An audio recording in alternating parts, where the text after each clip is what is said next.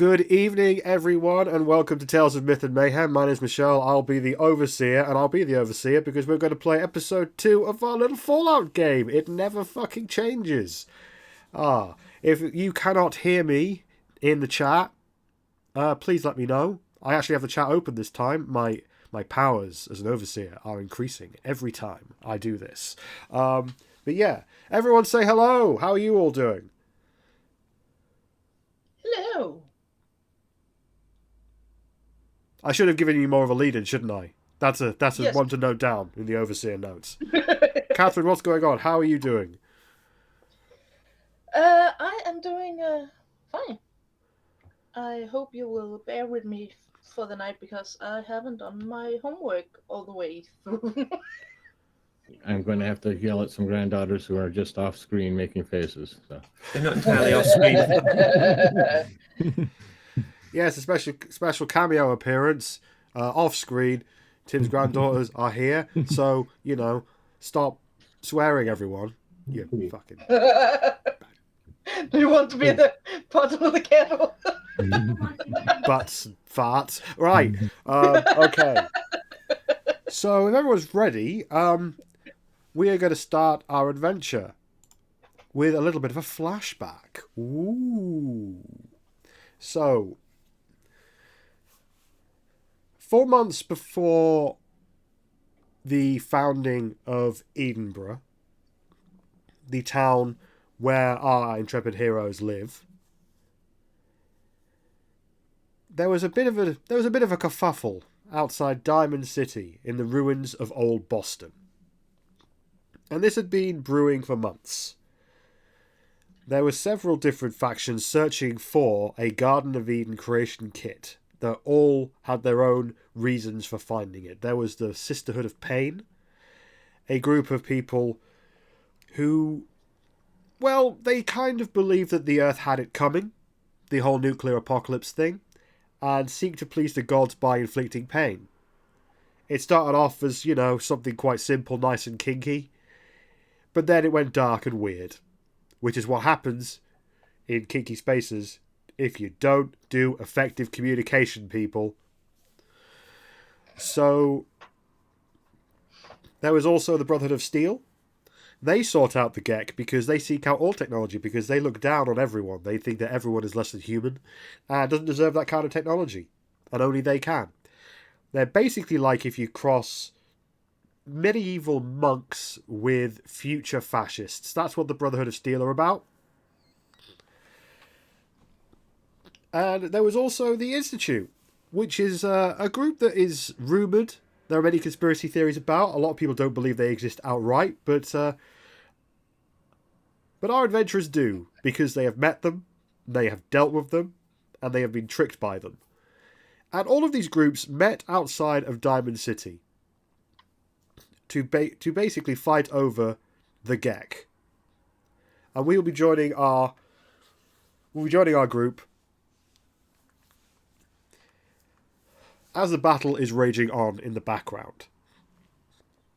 We are in an alley in old downtown Boston. You can hear gunfire and bombs going off and laser rifles going off and people screaming and dying in the distance. But suddenly a sewer manhole cover erupts from the ground. And out climb Augusta, Freddy, Jade, and a few other people that are in their group. Various people that would all eventually go on to form Edenbrough. You have just escaped the battle for the G.E.C.K. Also with you is Freddy, your wife, Margaret, and Hazel Johnson, a former member of the Brotherhood of Steel, who has been with you, Augusta, since the beginning.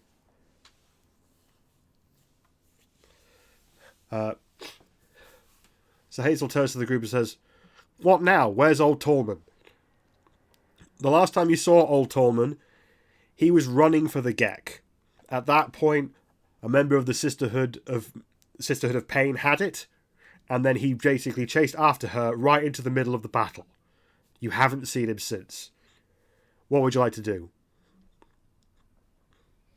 look around to see if we're still safe and if I can see Tallman. Okay, that sounds like a check. Boo, boo, boo. Helps if I have Roll20 ready to go, doesn't it? Okay. You're in there.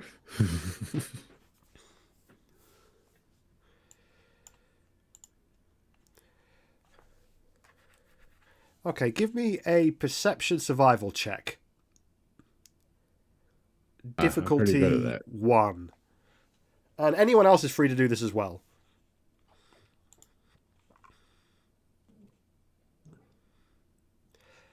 But you don't need to, Freddy has succeeded. In this alleyway, you do not detect anyone else is there. The battle has either probably scared off everyone in the vicinity, or people have actively joined it.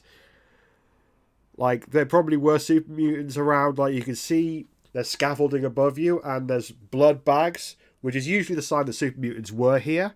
But you're guessing at this point that they heard the sounds of trouble and just went whooping off, running into the fray. So, at the moment, you're safe, but you do not see any sign of old Tormund. The best I think you can do at this point is try and make your way back to the rest of your group. There's around 200 people in your group at this point, and many of them are scattered over various parts of Old Boston, either hiding from the fighting or maybe even engaged in their own battles. Do we currently have Pip-Boys or other communication devices? The only person with a Pip-Boy at this point is Augusta.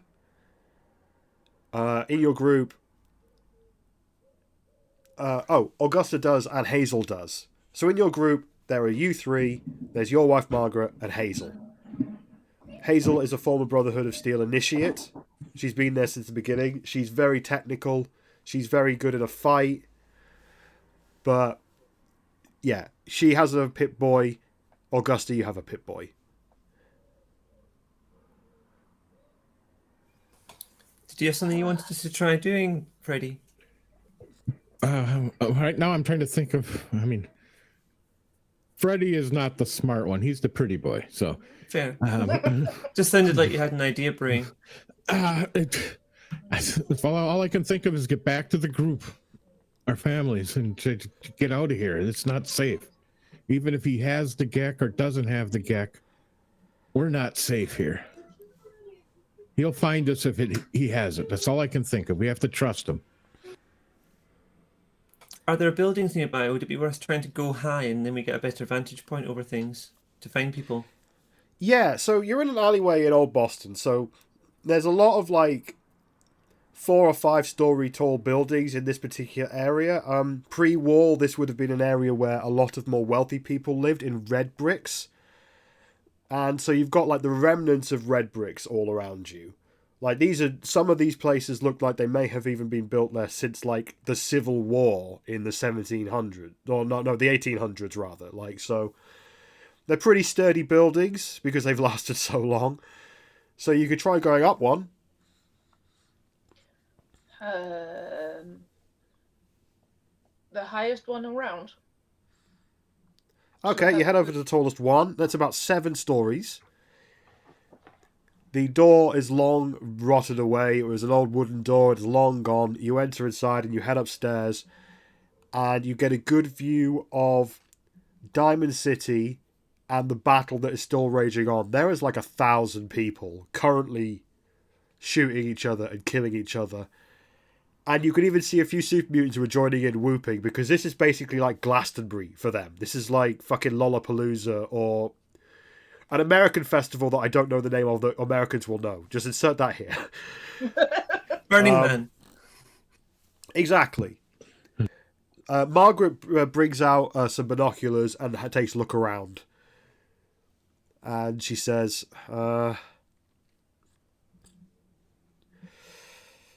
it's hard to see because there's so many buildings in the way. It's very hard to see a lot of the ground. Wait, hang on. Okay, I think yep.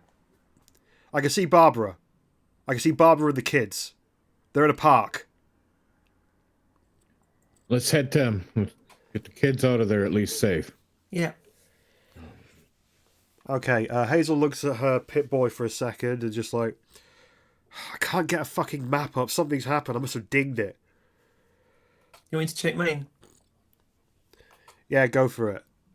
But essentially, for whatever reason, the map you have is almost useless because it is a pre-war map.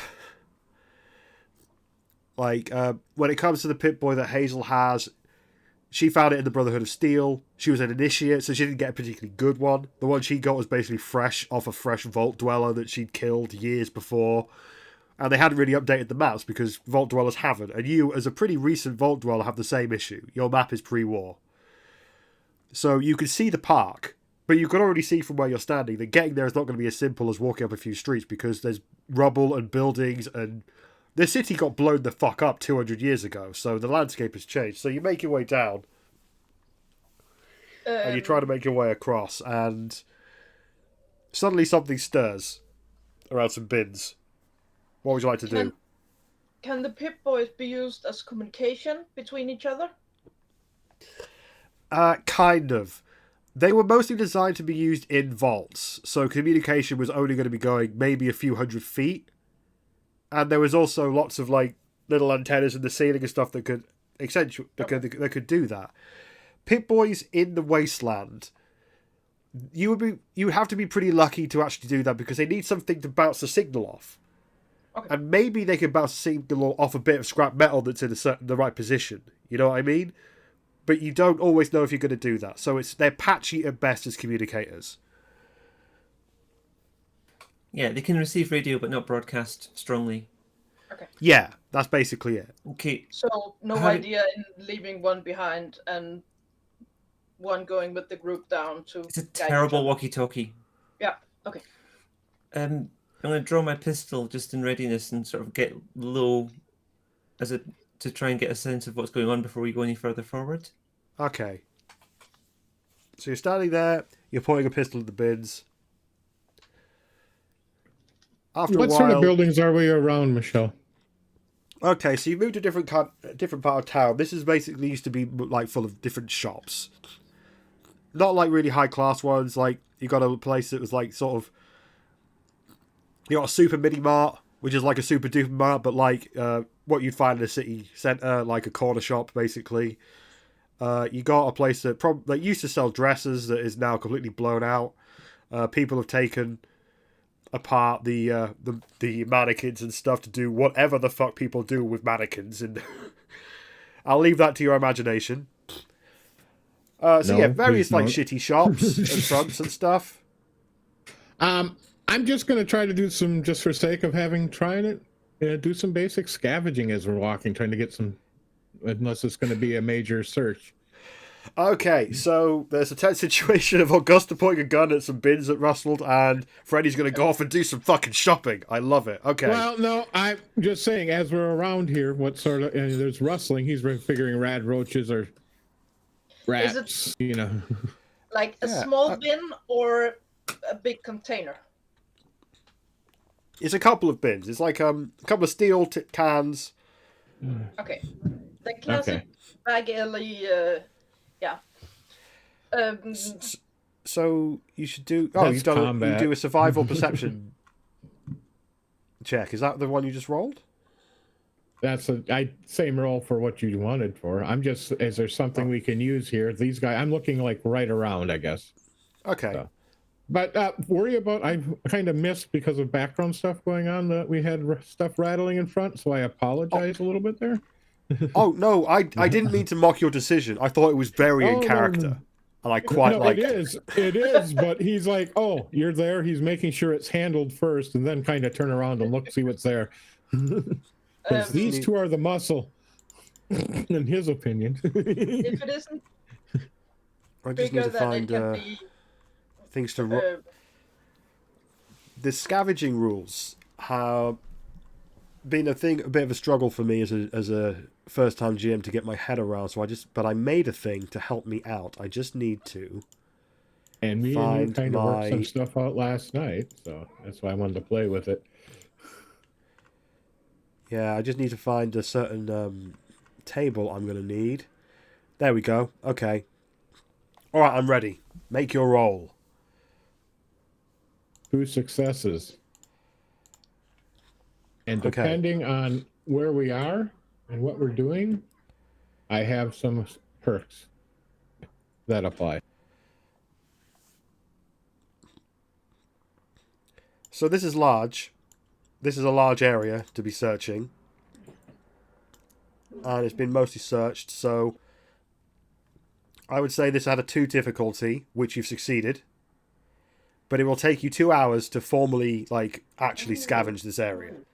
Oh, no, he doesn't have that time. I'm looking for just why they're sitting there looking at the bins. I'm checking the ones nearby. So if I literally nothing, I'm fine with that. Okay. So, after a while, the bins sort of catapult out as what you thought was a wooden wall actually turned out to be a kind of garage door. Or a place where people would... Basically, it was a door that would be used pre-war for people to take in stock in the morning to put in the shops. And that just bursts open, and there appears old Tolman holding a G.E.C.K. Just being like... And he just comes out and just very nonchalantly says, "Oh, hey, guys." I'm putting my gun down. Reholstering it. We're fine. See, I told you he'd find us. Honestly, I don't think I was really looking for you. I think I was just running. Who are you running from? And Well, the battle. well, So here, I let's ran get the into rest the of the middle of group. that. Yeah, and I was. You were just awesome, sir. But can we hurry up and get out of here? They're gonna follow you. That might be a good idea. Let's go. And he And slowly Freddy's turns looking around and behind starts him. walking very slowly because he's old Tolman. He doesn't move fast for anyone. This is essentially like him running at this point. And that's So why you're- I'm looking behind to see what we see, because I don't figure they're having a hard time following. So you're walking along. You're heading towards where you think in the rough direction of the children and Barbara that you spotted from the rooftop. And you stop because you find a ghoul on the ground. It's Chad. Your old friend. He's been wounded. And as much as a ghoul can do, he's bleeding profusely out of a wound in his stomach. Jade is immediately going into doctor action. Okay, can you make a science intelligence roll? Difficulty of 1. So I can remember how to... Intelligence... Science... There.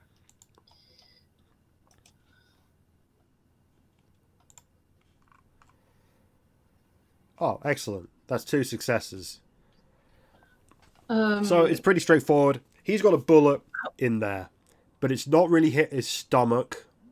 It's kind of hit his intestines, which, if we're being honest, if you got shot there as a regular human, assuming you didn't hit any arteries or something, your chances of survival will be pretty good. Seeing he's a ghoul, he's probably going to be all right. The problem is going to be, though, transport. If you don't carry him right, if you do pick him up or make him walk now, there's a chance that he'll tear himself in half.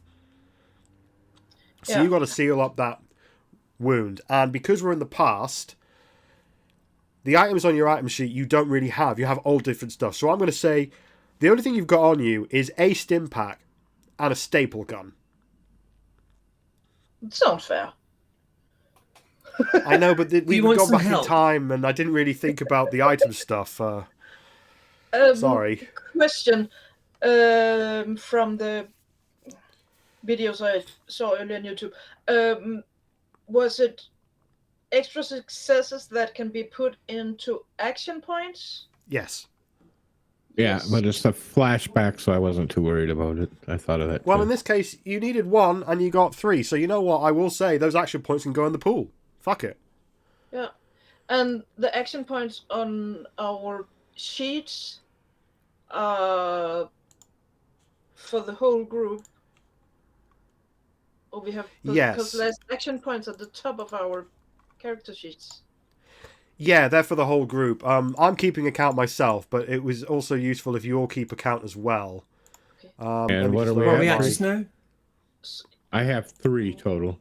Same. Mine says 3 too. Okay. So if we put that up to 5, Yeah. should be correct, right? Oh, yes. That's what I've got too. So you're now up to 5 action points. Yep. So yeah, you're standing in what- front of... So Chad just turns to you, Freddy, and says, I mean, it's supposed to be you who dies before me, friend. It's not supposed to be anybody who dies. No, you made that Here. bet with me, remember? I'm gonna have to Yeah. pay you like 50 caps after I'm dead. Do you know how embarrassing that is? But you're not dead yet. Look at you. Here, staple them together to this board and we can just carry them. I like that thinking. So you basically pull out a board. A board. It used to be a door at one point, but it's been so long it has become a board. It's no longer a door. I mean, maybe It'll might only be- hurt for a second, but let's carry him this way. Well, Drag it 'em. already hurts every second. So what's a few more seconds on top? what was in the stem pack? A stim pack is an injectable that heals 4 hit points. There. It does so instantly. It's not addictive. Once it's used, it's dead. Okay.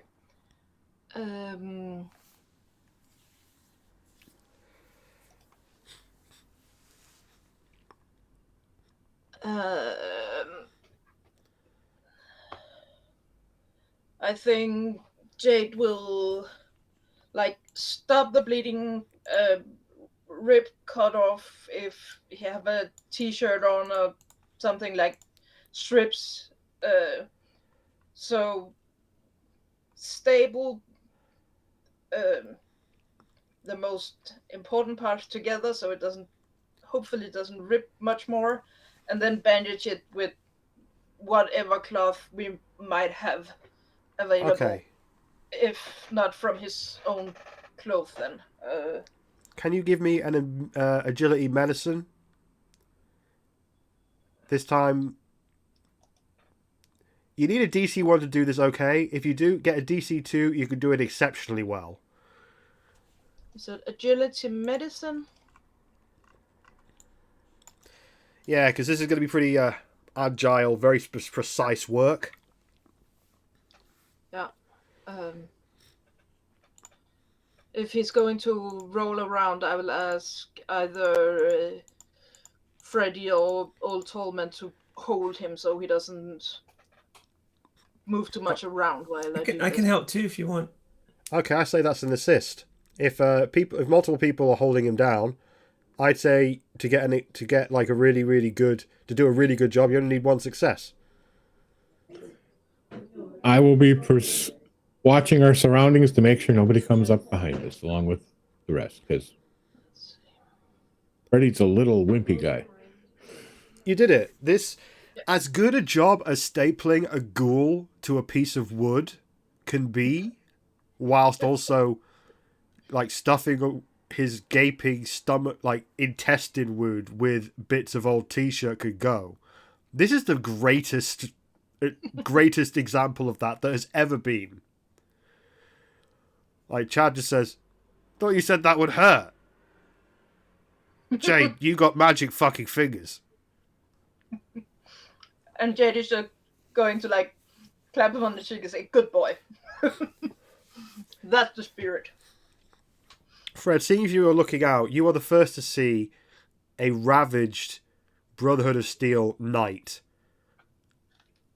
approach you holding a fat man pointed at your group. Hazel, Run! what the fuck are you doing? Don't you fucking move. Don't you fucking move. Who is this? Hazel turns around and says, that's Lieutenant Maxey. He was I was his. That's all you need to know. Turns around. Maxey, we're going. These people need this more than you. Hazel, these aren't people. Look at them. They're all corrupted by radiation and stupidity. They don't deserve the G.E.C.K. Hazel looks back and sees it, but then she spots in front of her. Nice. I'm sorry? It's just Jade, like, looking at this human going, that's not a nice thing to say now, is it?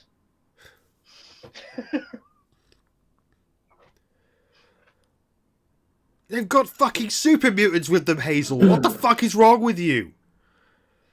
Hazel looks behind her for a second and says,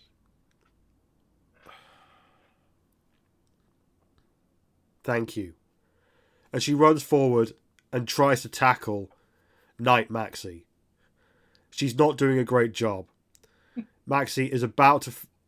Maxey then picks her up by the neck and is about to both break her neck and shoot the fat man at you when Margaret turns to you, Freddy, gives you a kiss, and runs towards Knight Maxey and Hazel.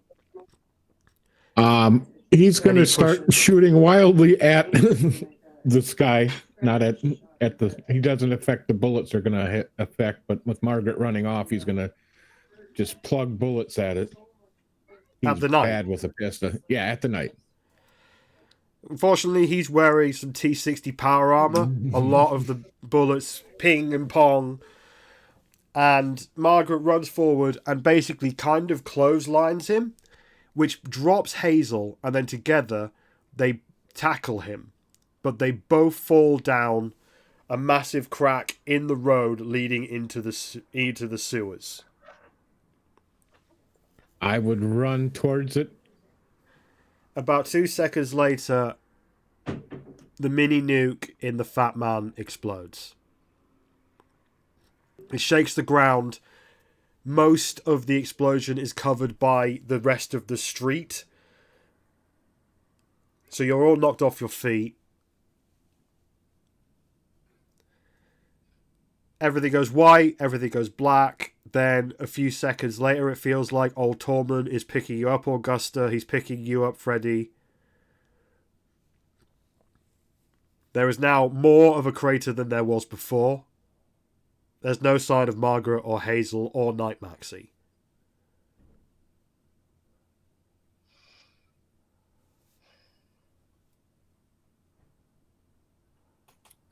Freddy, I don't know how you're feeling right now, but we'll have to process this later. Right now, we need to get out of here. Freddy's trying to dig through the rubble. He's screaming, trying to get into the digging to Margaret. He's crying and screaming. And Freddy, trying to please, dig and pull rocks. That was a nuclear device. There won't be anything down there. Chad is crawling forward. He's got the door board stapled to his back still, but he's crawling on his hands towards you and just says to you, Freddy, we have to go. Eliza's with the kids. She's waiting on us. I know. Believe me, I know, but we got to fucking go, man. We have to go now. Please.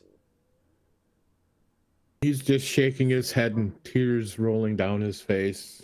Still, fingers have become bloodied because of his digging with his bare hands. Jade, have you got any sedatives? I think Jade is just going to, like, crouch down beside him and take his hands, turn him around to face himself and Chad, And like, Freddy, you won't find her. And I am sorry. And he just lets out a wail and collapses more or less out of stress, and it's just a sobbing mess in your arms as you hold him, even though you're holding him at arm's length and out. And is anyone else going to be able to take the board with Chad? Because then Jade will pick up Freddy. How big is Old Chad? I Tolman don't know if I'd picks be able up to Chad. carry. Okay. I could take the G.E.C. from Old Tolman. He hands you the G.E.C. and just says, "They just saved everyone. Yeah. We have to honour that now." We've got to get this out of here. So you leave. 4 months later.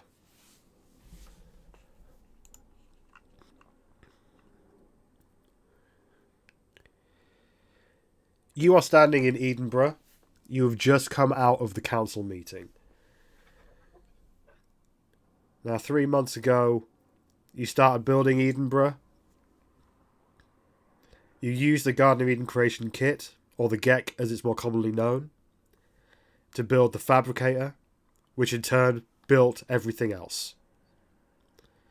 Now, the fabricator is, to use the words of Zebedee, totally fucked. The god board has been broken. You need to find a new one.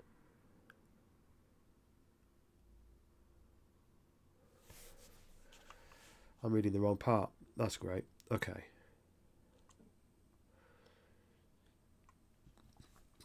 So, in the meeting, you were given some instructions, some advice, some vague, some very pointed. You need to find the S742U board. It is most commonly known as the God board. Otherwise, the fabricator cannot function. And if something very important like the water purifier breaks down, you will have no way of necessarily repairing it. And that could mean the death of Edenbrough. It has been decided that Augusta, Freddy, and Jade and Roman will head to the nearest vault, which is Vault 88 in Quincy. That journey will take about 7 days on foot. That's usually how long it takes you, Freddy, to get there when you're going into town. Old Tolman, who is now the head of the council, has told you to gather what you need for your journey from the town. And told you that Bartholomew in the supplies building is a good place to start. Once you're ready to begin your journey, return to Old Tolman at Micah Hall.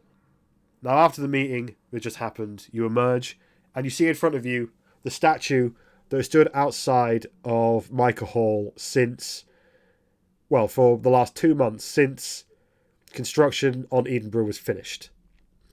The statue is of a former Brotherhood of Steel initiate, holding hands with a former wasteland woman, Hazel and Margaret. They died in the battle for the G.E.C. And now they gave their lives in sacrifice to Edenbrough. And now you are all facing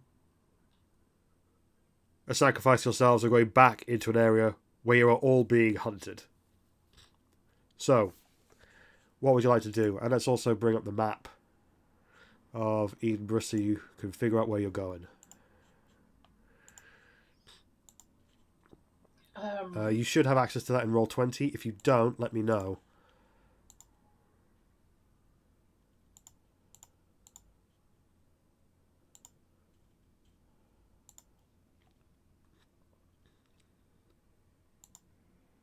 Do you have the map in Roll20? Maybe somewhere. There. Yep. Okay. I need to do that every time. I thought it would stay shared. Okay. I've learned a thing. You can set it up so we can all see it by setting permissions later. So. Oh, okay. Yeah, I'll figure that out later.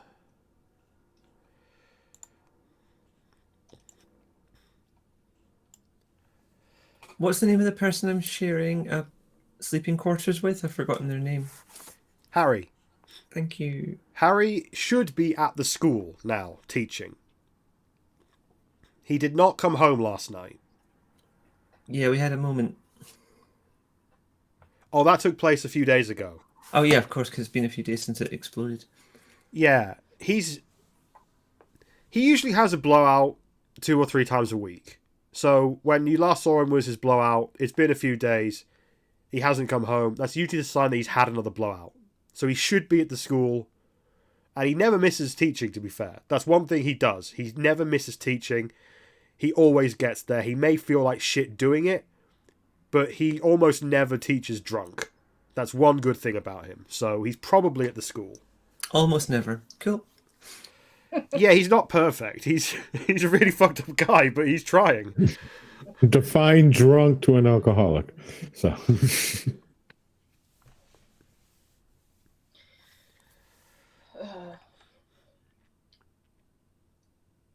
Jade is going to find Albert first. Okay. At this time of day, you know, he works the farms. Okay. He's either going to be at the farm or probably in the compound. Mindful mutants rarely go into town. They're very much of the land kind of people. Yeah. So I will go try and find him where he works and. Okay. Does everyone want to go with Jade, or do you want to split up, or what would you like to do? Jade is just going to say, I have a few things to finish up before we go. That's fine, of course. I'm sure we all do. yeah, I'll go see what they have at the location along with her. Okay. So I guess, does that mean you're all going to the Mindful Mutant compound, or? Might as well. I have a couple questions for him. I'll go along with just to check some stuff out. I want to start making a list in my head of like what I need. Okay, you head over to the Mindful Mutant compound, and this is a pretty big building, because it kind of has to be, because all of the people that live there are pretty big. It's not that much different from the storage building, really. So it's not really, like, got bedrooms. It's sort of more got, like, cordoned off sections where mutants sleep. And they live a very simplistic, basic life. So they don't really have beds. Which Zebedee was really confused about, because she was like, we can just fabricate them. Like, it takes nothing. And they were like, no, we're going to live very modestly, blah, blah, blah, blah. So as you walk in, they're all in a circle, sitting on the floor. And in the centre is Albert. They're currently just sitting there, breathing, all at the same time. What would you like to do? Well, actually, that is a good thing.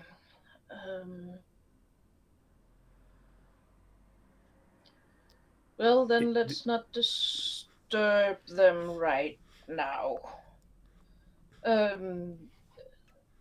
So they are. Are you saying this stuff out loud?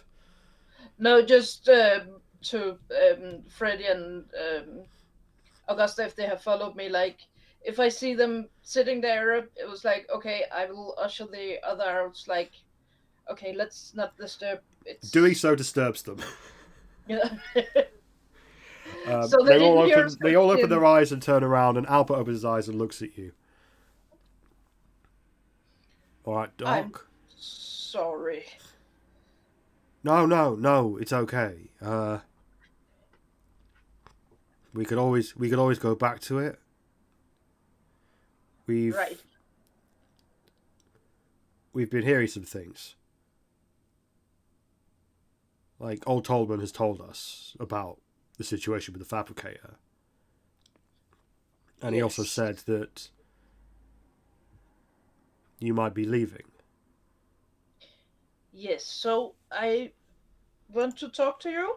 I think Freddie and Augusta have some questions or things to settle with some of the other mutants.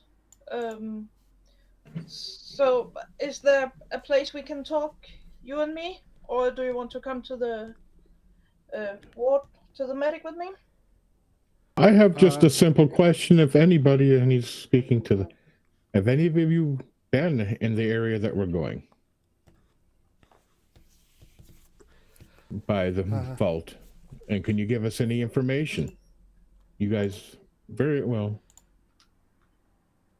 I know some of you had traveled around the area previous.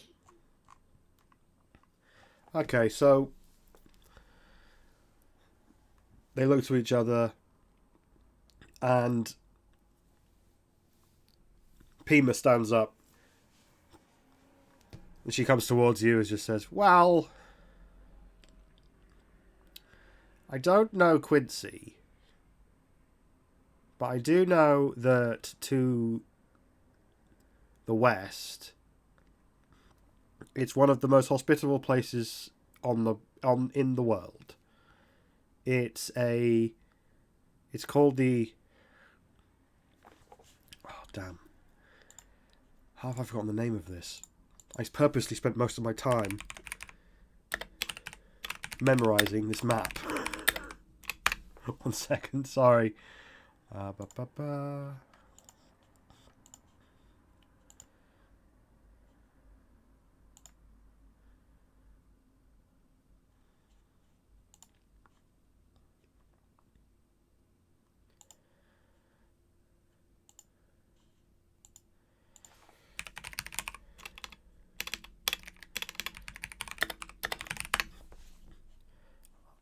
wait, do I have this in my notes?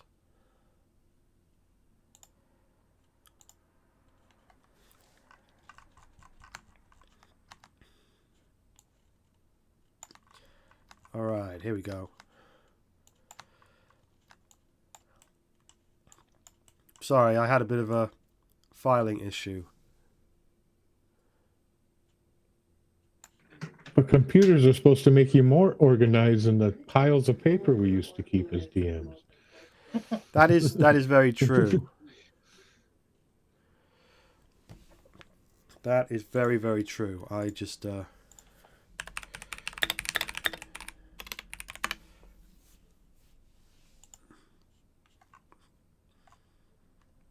I usually yeah, don't there we use go. them. Okay, let me try that again. So Nima says to you, but I do know that to the west of it is the glowing sea, and you absolutely want to avoid that at all costs.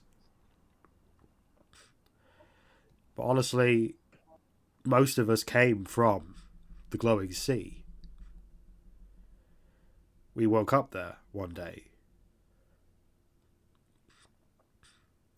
No memory of how we got there or how we became what we are, and we walked into the Commonwealth and made our home in the sewers where we first met you, Augusta.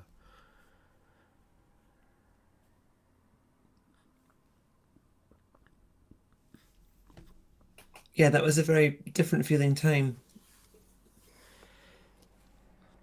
Well, things never really change, do they? There's always need for a risk and an adventure, isn't there? That is true. But now this feels like there's more to play for. Like we've got this home that we're trying to make, and we need to keep it. I mean, maybe need to fight to keep it. Well, we actually had something for you. Once old Tolman told us what was happening, we as a group made a decision. And Alpert... And she looks to Alpert, and Alpert just stands there for a second and just goes, "Oh, yeah, right, oh, right." And he runs off, and he comes back, and he gives you...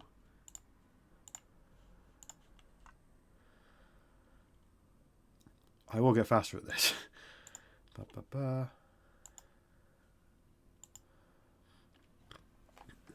He hands you, Augusta, a book.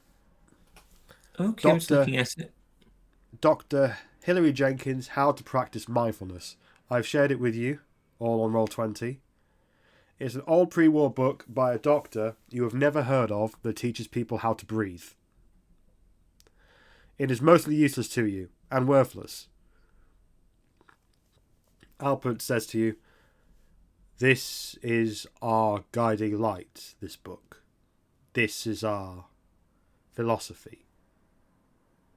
And we feel it will give you all the tools you need to face the adversity coming towards you. Thank you. I know how much this means to you. You're very welcome. Good luck on the road. And Jade, can I talk to you for a second in my bedroom? Yes, of course. Okay, so... Well, I thank you, gentlemen, and such, but I'll be on my way. Have a good rest of your day, breathing. Please don't forget to not to breathe, and we will talk to you later. We will never forget to breathe. The thing that everyone forgets is to realize that to know breathing, to really breathe, is to be in the moment. Freddy's gone already. So Albert leads you, Jade, to his bedroom, which is just a bit of cloth on the floor behind an old medical screen. It's not really that private, but it's private enough for Albert at this point. Yeah. I might slope off slightly to give them more privacy. Augusta's a very good person.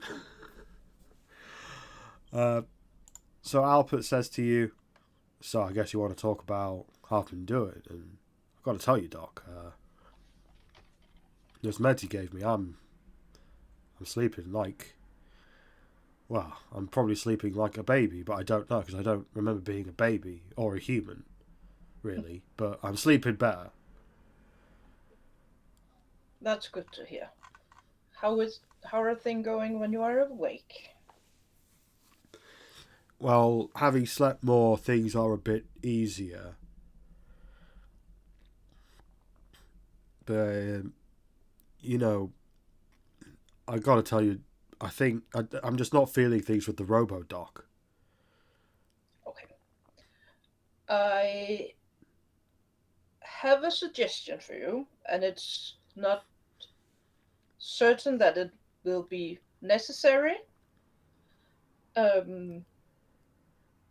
But maybe to try and get you out of this every day is the same, I might have a new assignment for you if you would like to try something new. Okay.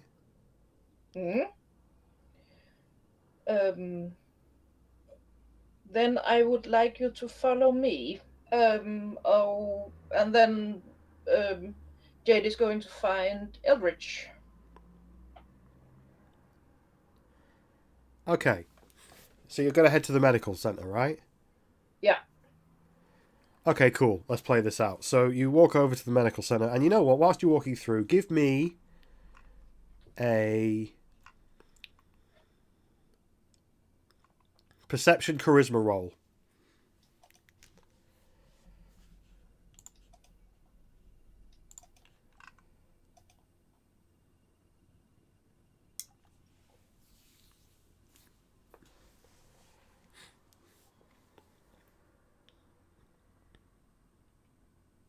If I can find it.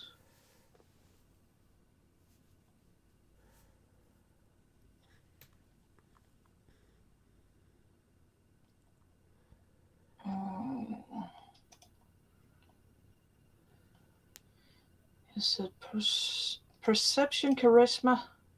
That's too... Oh, no. Sorry. Perception speech, rather. Sorry. Perception speech. That we can do.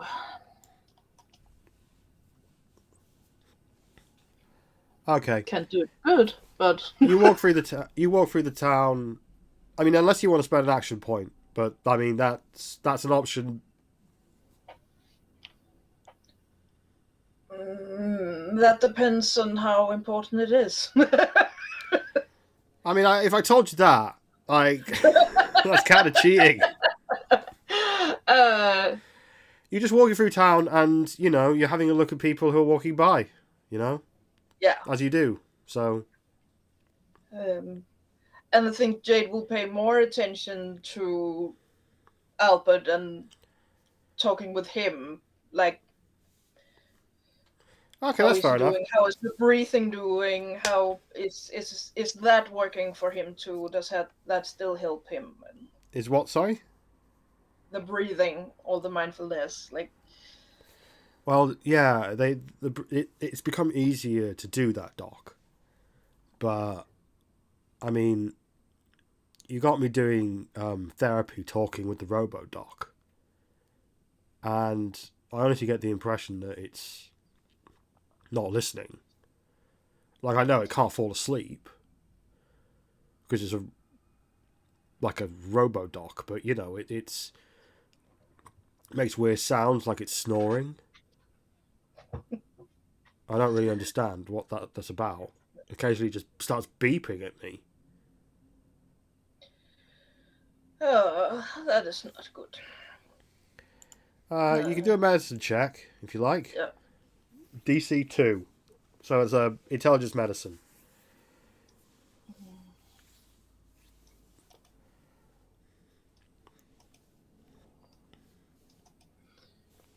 Maybe the robo-dog is getting old too.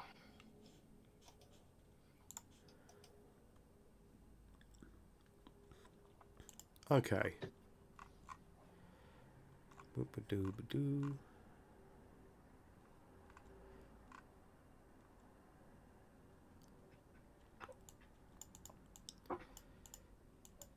So you can tell he's doing better physically. Mm. But he's probably not trying hard enough with the robo-doc.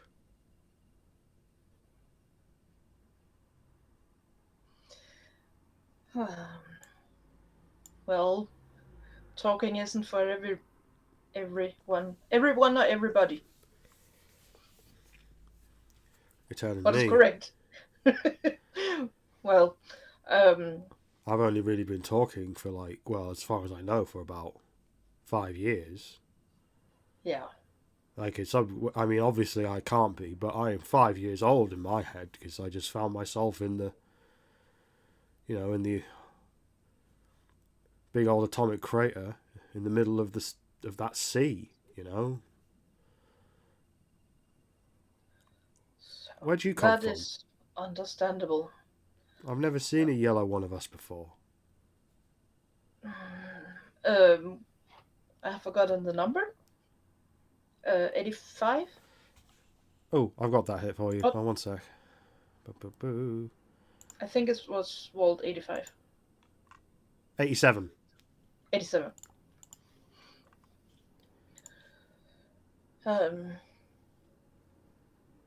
So the ones at the crater were exposed to the virus in the water. Is that them? No, the mutants around the Commonwealth, we don't know where we came from. Like, most of us went a bit mad and started killing everything in sight. We searched for answers and didn't find any, and the uncertainty led us to finding the Great Book by Dr. Jenkins. And that gave us peace. Not thinking about the past.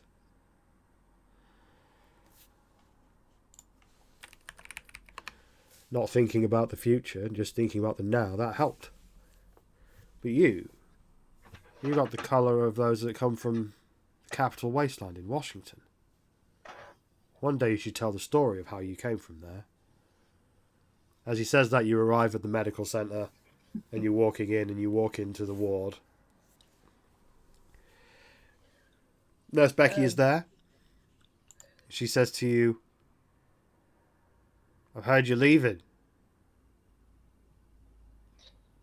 Yeah, the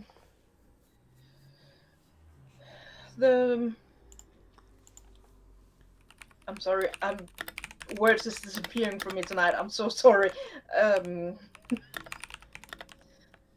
The machine is broken. We will have to. Which machine? The Was it Robo-Dog. known all over? Didn't they know all over? Like Oh, the city fabricator. know. Yeah. Yeah, so in the town, most people know that something is wrong with the fabricator. There's Okay. some people know more than others. The information has leaked out despite people have been trying to keep calm. So most people do know that something is up. Nurse Becky knows more than most because she treated Augusta. Yeah. And you are on the council, so you have known more about this than most, so she knows more. So she's kind of been expecting this. She's like, so when you going? When we are done with stuff that needs to be done before. Would you Okay, be so well, I got some nice? things for you for your journey if you want. In a minute, would you be so nice, Becky, to keep Albert here company while I check up on Eldridge? Yes, yeah, of course. Alpert, come on. Let's get you sorted out in front of the Robo-Doc. Alpert just groans like, oh. They walk off into the other room to sit in basically like the examination room with the Robo-Doc. He's going to sit there and probably put the machine to sleep again. So you approach Eldridge, and so the ward has been very quickly adapted by Zebedee. There's a bunch of scrap bit sheets of metal that basically cordoned off a section of the room into a kind of cell. But he can see you. There are barred windows.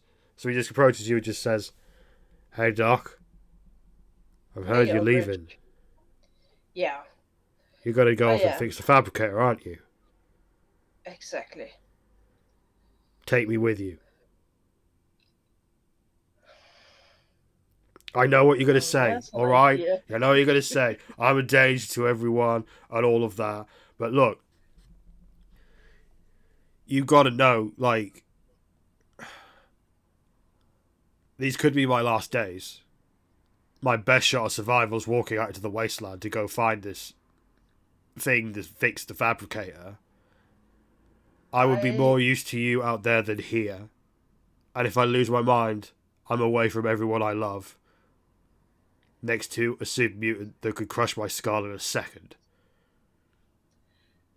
I have another proposal for you. What is it? Because I really don't want to leave you in a cell either. Take me with you. Let's see what you think about my proposition first, and then we can see if you rather want that. Since you have mutants here in Edenbrough too, I think you might be able to help one of them if you stay here too. So if you want to, one of the mutants, Albert, will keep you company during the day. You can go about your business as usual, see your friends and family, do the work you usually do. And if you have an episode during the day, Albert will be there to either restrain you and put you back in the cell or take you out then and there.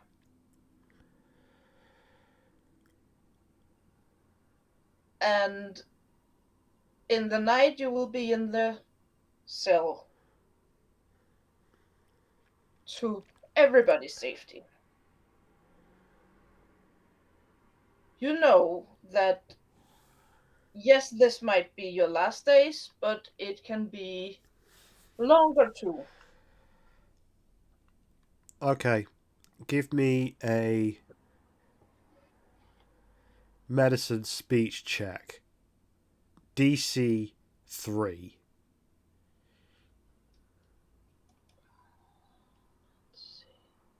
Isn't that...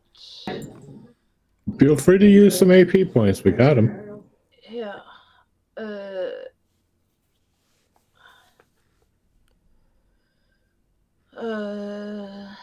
That is 2 skills, isn't it? Oh, it's charisma is a special and medicine's a Yeah. skill. Charisma medicine. Yeah.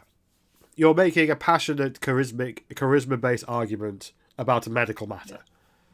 Yeah. But it's a pretty tough one.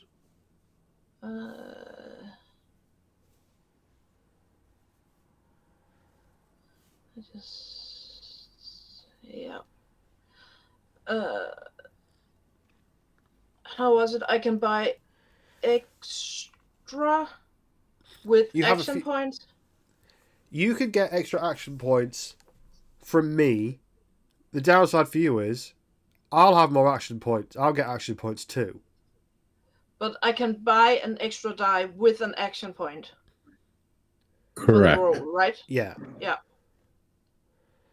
Would you can buy an extra dice with... The first extra dice is 1 action point, a second extra dice is 2, and a third extra dice is 3. So it would cost you 6 action points to have 3 extra dice. And you currently have 5. But... I would just go with take 1 for right now, and that gives you... Would it be okay for me to take 1 extra? Yeah, sure. So you'll get an extra 1, and I will take it, and I will take an action point. Yeah, from the pool. Yeah.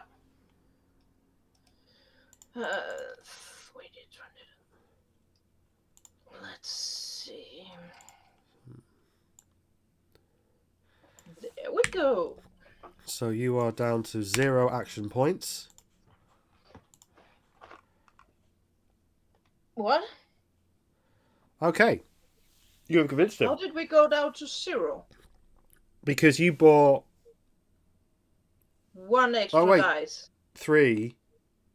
Oh, you bought what? You bought 1. 1.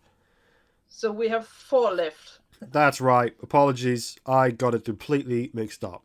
You are 5 action. You're now 4 action points. No, you're 5 action points because I got an extra action point. That's how that works. I won't make that mistake again. Always learning in life. Always growing. Always developing. Thank you. Okay. So he just says, if you think that's best, like, I'm good with a shotgun. I could be an asset to you, but if you really think that's best, I'll stay here and I'll hang out with Alpert. At that point, Nurse Becky and Alpert walk in, and Alpert just says, look, see, it doesn't even respond to me anymore. I don't know what I'm doing. Nurse Becky's just saying, I don't know, maybe we need to change a holotape or something. Like, I'll get Zebedee to have a look at it, okay? I'm sorry. Yeah. Machines are what machines are. And he would, like, shake his head a bit. And, Alpert, I have Eldritch here. Who is in the stages of going feral.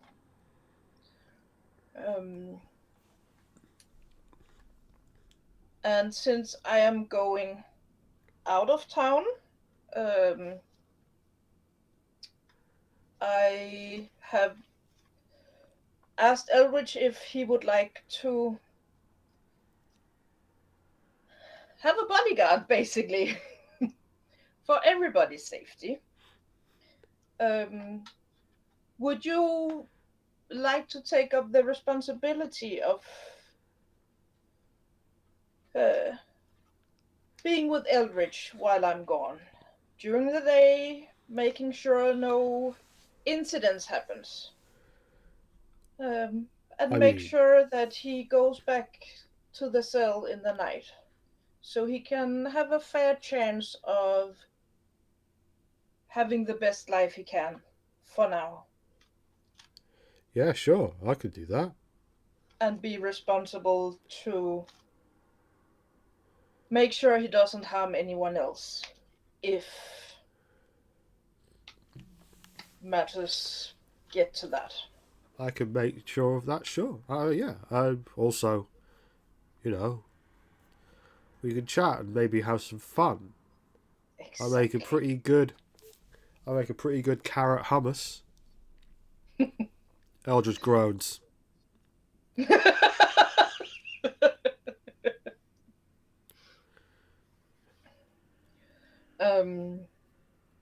So yeah, if there's keys to the cell, I will turn them over to Albert, or if Nurse it's Becky just says, locks. yeah, I can sort that out, but Jake, Yeah. can I have a word? Yes, of course. She takes Now- you out, you go through the Yep. reception, and you take into the, basically your living area, where you both sleep on different bunks in a back room, when you can. Is the only two medical professionals in town, really. And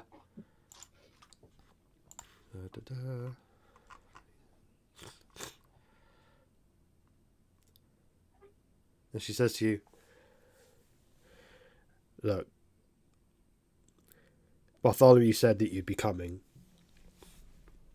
and he told me to give you what supplies that I could spare. Obviously, the lack of the fabricator is going to impact this place, so here is what I could spare.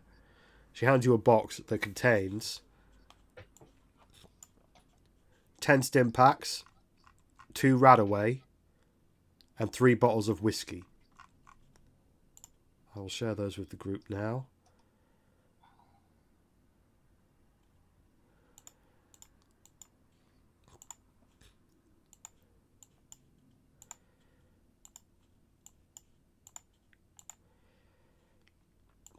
Now, you know that the Radaway is used to reduce radiation. The whiskey can be used as an anesthetic, a disinfectant, or just for a good time. And stim packs, as explained in the previous scene, they will heal 4 hit points instantly. But once they're used, they're done. How do I put them? Well, you know what, just leave them there, you've got the notes, you can add them to your sheet later. I can throw them on the Brahman. Yeah, we might put them straight in there. I was about to suggest the same thing. Yeah. I mean, the 10 stim packs I can easily put over here. There.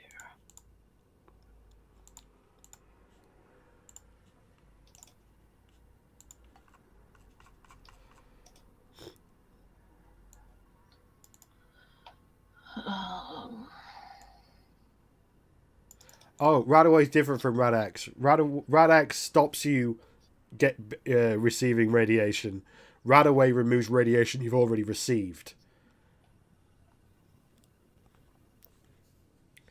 Like, radiation is kind of like a hit point thing too. Like, it removes 4 points of radiation, is what a Radaway does. It's kind of the radiation equivalent of a stim pack.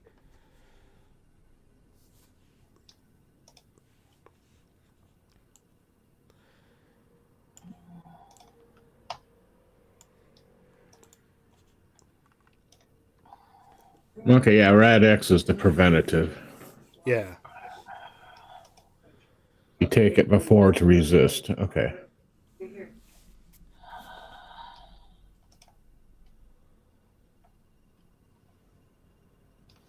But yeah, Catherine, don't worry about adding those to your inventory now, because these are for the group.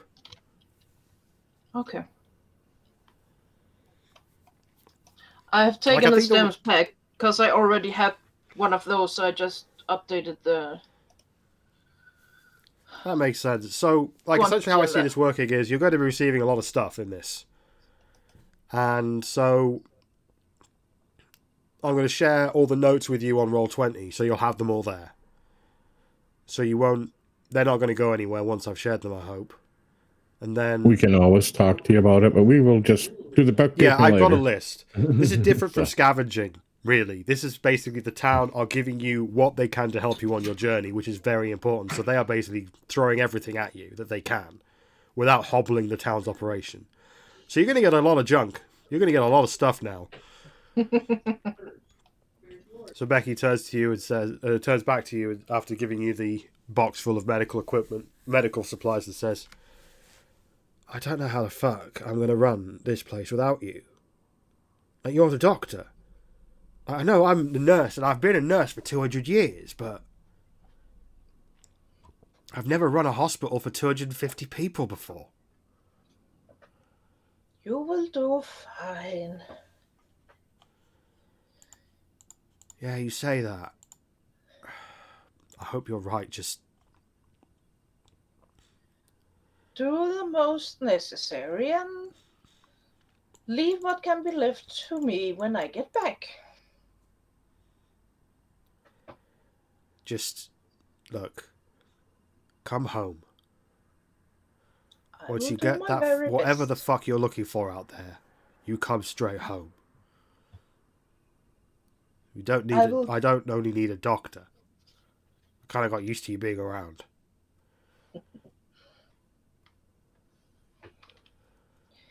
It's hard to miss me, right?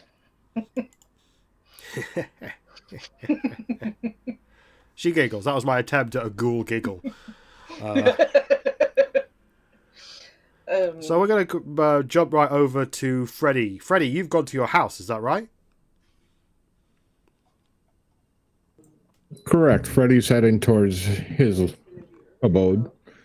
Okay. Can you give me a perception charisma check? A perception speech check, rather. Speech? Yes, right. I'm stretching the definition of speech here. You are essentially... I'm testing if you can perceive what people in the streets are talking about around you. Oh. And their general mood. So it's a bit of a stretch, but I couldn't find another way of testing for this. You know? Yep. Perceiving what people are talking. I get it. Unless there was... I can't think of any other skill. So that's good. So, as you walk through the streets towards your house, you notice that things are different from a week ago. A week ago, things were starting to become a bit more mundane, routine. You'd occasionally hear somebody laughing. You'd occasionally hear someone joking. You'd occasionally hear someone complaining about somebody that they work with on the farm or something. Now you hear concerned whispers and you see worried faces. And you turn around one corner and you see a woman crying into her husband's arms, which is something you have not seen since you were all on the road heading towards what would become Edenbrough. The news about the fabricator is starting to come out and be talked about. But you head back to your house, you walk in, and in the front room is sat Terence, the inappropriate uncle of your gang, Eliza, your protege, and Chad, your oldest ghoulish friend.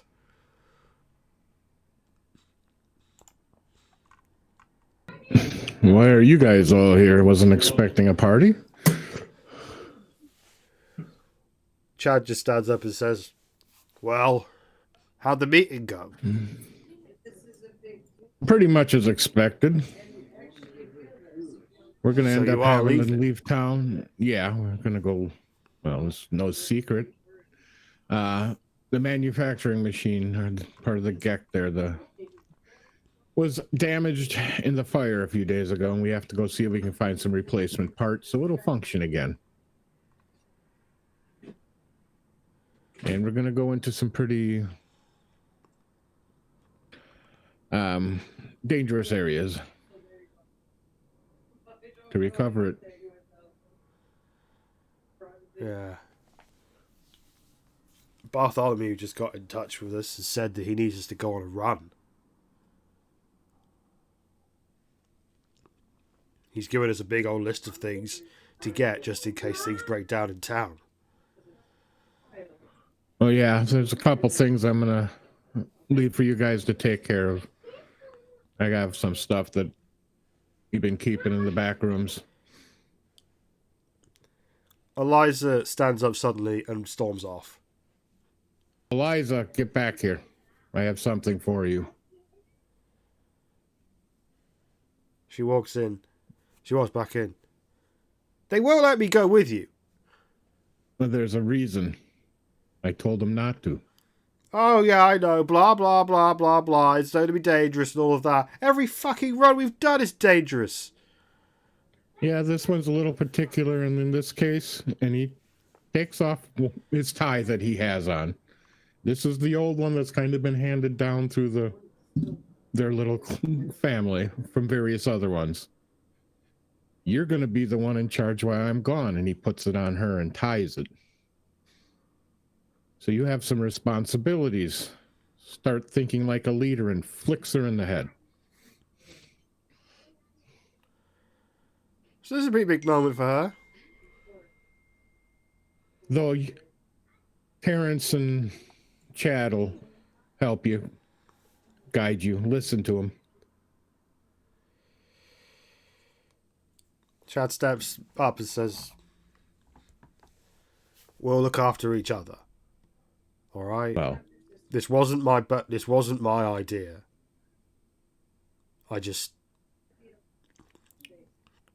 Look, he made sense. While you're gone, we're going to still need to do our thing, and you got to do your thing. we got a few Brahmin. You guys can wander out, take her locally. But you're right, Chad. Oh, look. I'm not that interested in losing a bet to you. Don't you dare fucking die." It's not my first plan.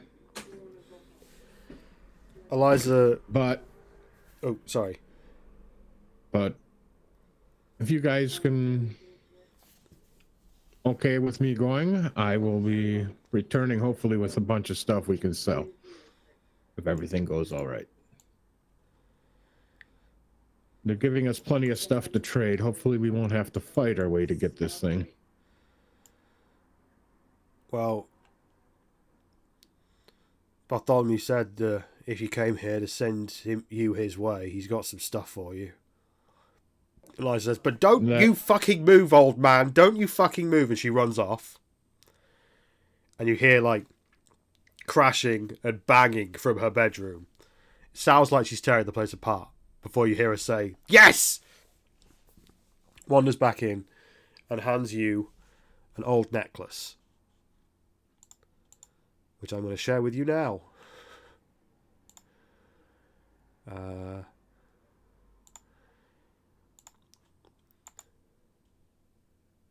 Oh no, don't show everyone. I only want to show one person.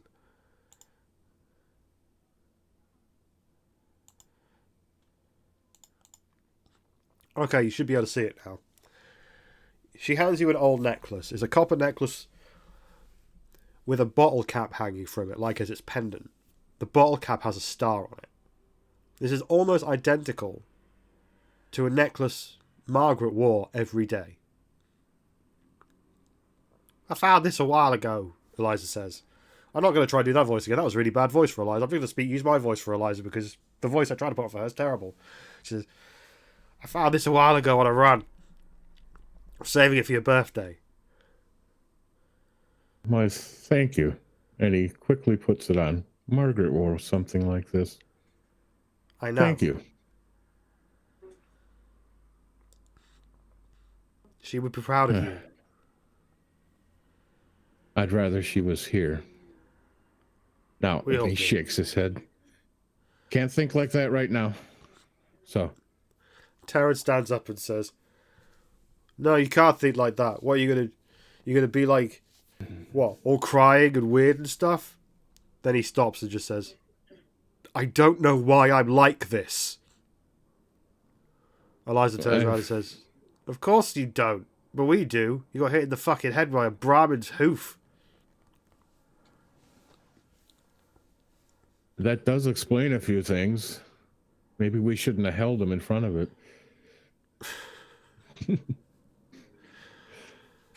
People laugh. But when we were kids, we were not the smartest. But if you guys get out of here, there's a few things I need to do. All right. I will go see Bartholomew shortly. Okay. Let's go over to where Lavaita's been. Well, Augusta, I should say. Augusta, where have you gone? I've gone initially to where my work space is. Like, there's a computer terminal, there's some paper, there's some pens, there's some whatever detritus I'm working with at the time. You have a few workspaces in town. You have a little little corner in the utilities building. You have an office in Micah Hall as a council member, and you have the desk in your bedroom. I think I'm going to go to the desk in my bedroom just now because I don't want to leave too much of this lying around. So I'm sort of I've been collecting. I mean, trying out some cooking experiments, and one of the things I've got lying around from that is I got hold of some tato, I'm not sure how you pronounce it, and I've sliced them up thin and tried to cook them long until they're dried out, a bit like potato chips.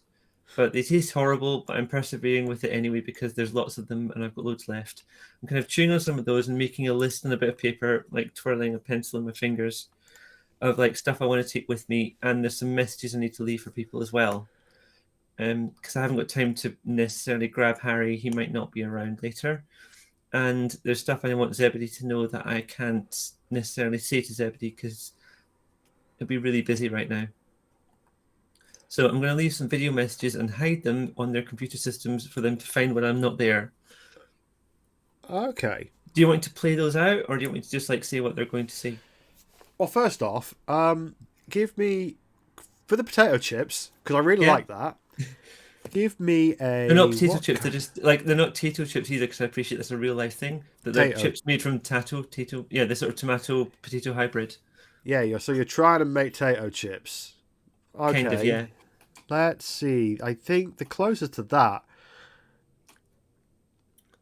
I think that's going to be... Survival would You're be frying, so you're doing agility, right? That's something I've done already, and it's just they're still around. Agility survival, I think, is the best one. Oh, no. Okay. See how this goes. Well, you were raised in a vault. Like, your survival skills aren't going to be that great. But you know what? You make something that is edible. It's not great. The vegetable's pretty bad by itself, but it's something we can do, and there's loads of them. That would heal one hit point if you needed it. I wasn't really looking to heal, just snack. Whilst I'm thinking. That would keep you... Like, if you ate that every day, you would stay alive. I might take some of them with me. Life would not be worth living. List. Yeah. But, you know...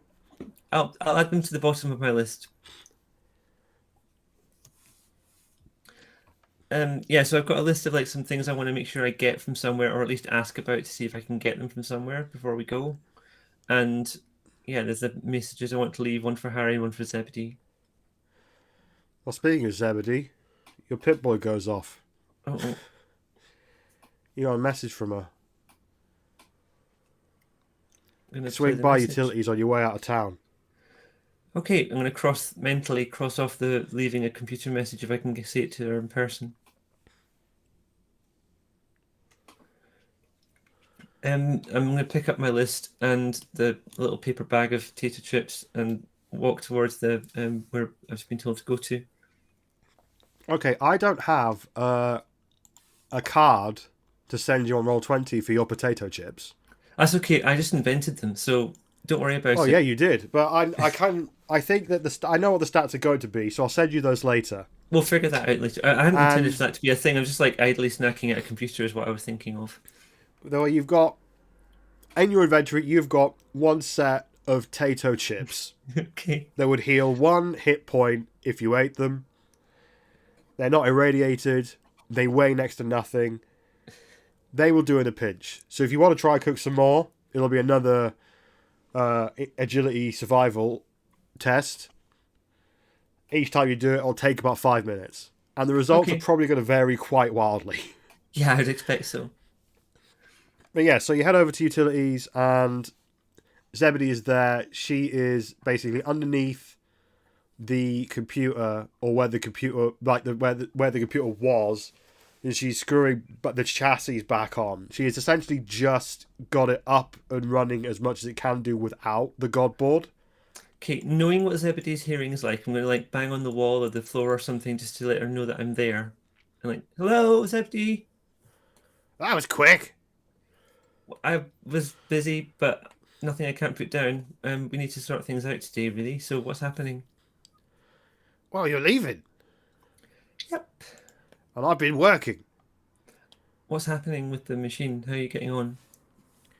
Well, the computer turns on now. You can play a game on a holotape on it, but that's all it's fucking good for. Like half the vault ones then.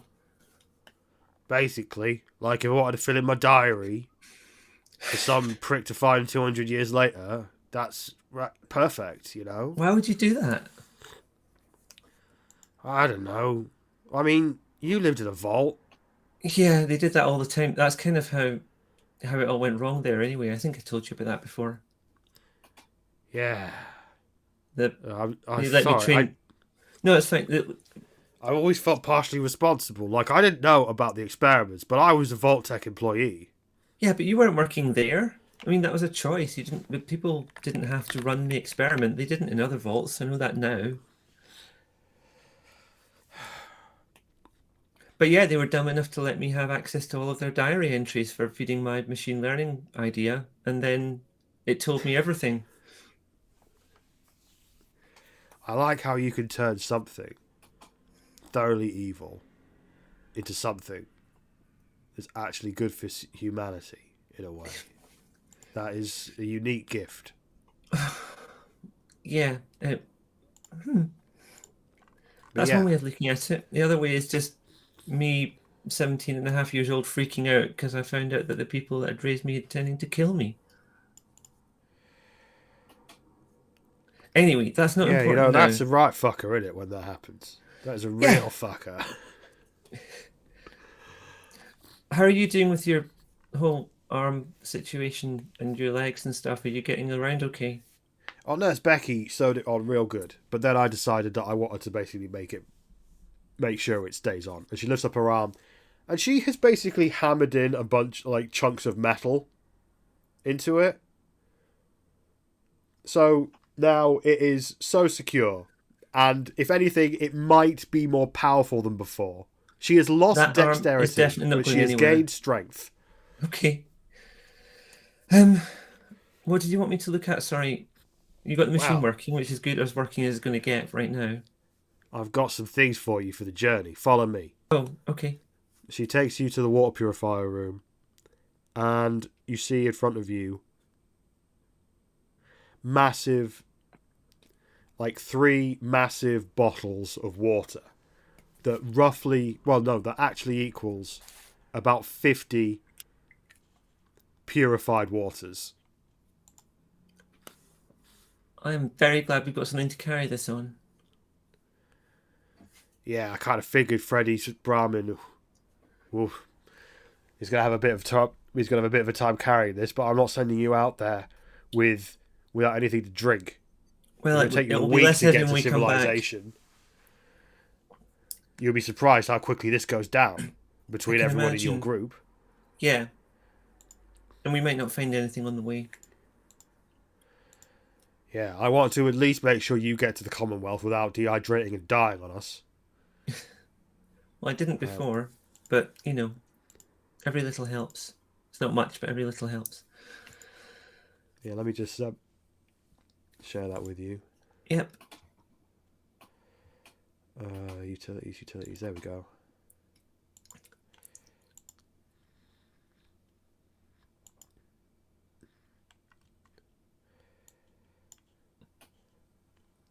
Right. Got it. So yeah, there's also, I want to talk to you about Pip-Boy. Okay. And if you could pass this on to everyone you're going with, I appreciate it. You know, communication's going to be spotty. Yeah. It's all going to be a bit of luck on your side to see if your signal can bounce off some old building or some old hunk of metal in the wasteland. I mean, I know you had an idea about that. I did too, but we haven't had time to implement it. And have you got something? Not really. I've been focused on the fabricator all week. Of course. I mean, me too. I mean, you'll be able to get, commercial radio signals. So I'm thinking you might be able to use that to scope out ahead, because I think out of everyone, you will be the most recognizable from the group. You were with the group from the beginning. So if anyone's going to be recognized as part of our crew, it's you. So to help with that as well, I made you something. She hands you a modified gas mask. She has written on the top of it, safety first. Also, don't want to hear you bellyaching when you get back about, something getting stuck in your eye.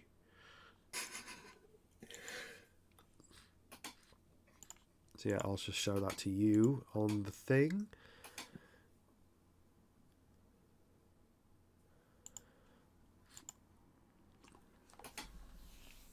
But yeah. Use your radio. You might be able to pick up a local signal of some settlement or something, and if they're actively still hunting you, it might give you a heads up. Yep. I did have an idea about trying to use that to figure out where we were as well. Like, you could triangulate your position with 3 signals. It's an idea I'm working on, but it needs us to get a numerical readout of strength of the signal. You're always thinking of things to improve.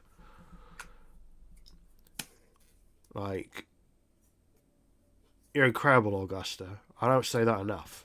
You know that, right? While we're talking like this, I was going to leave you a message, but I think I might just say it to you in person. You know this, and I know this, but we need to have said it. Someone put that device in the fabricator.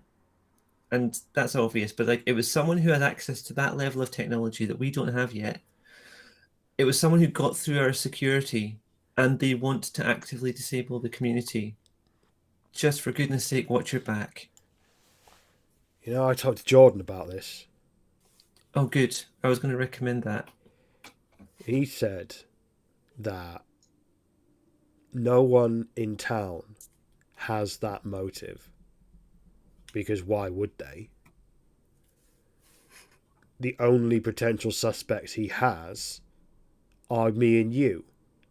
And we would be ridiculous suspects because we're the ones that found the thing and then removed it. Why would we do that? Well, it'd be bloody stupid for me to do it and then go out and put myself in danger, but I can understand his reasoning. Yeah, he wasn't saying that we were serious suspects. He was saying that we are shit suspects and we are the best ones all at the same time. He doesn't think the idea of anyone climbing over the wall or whatever hasn't even occurred to him. Maybe change the passwords though, just in case. And you don't have to tell me what they are until I come back.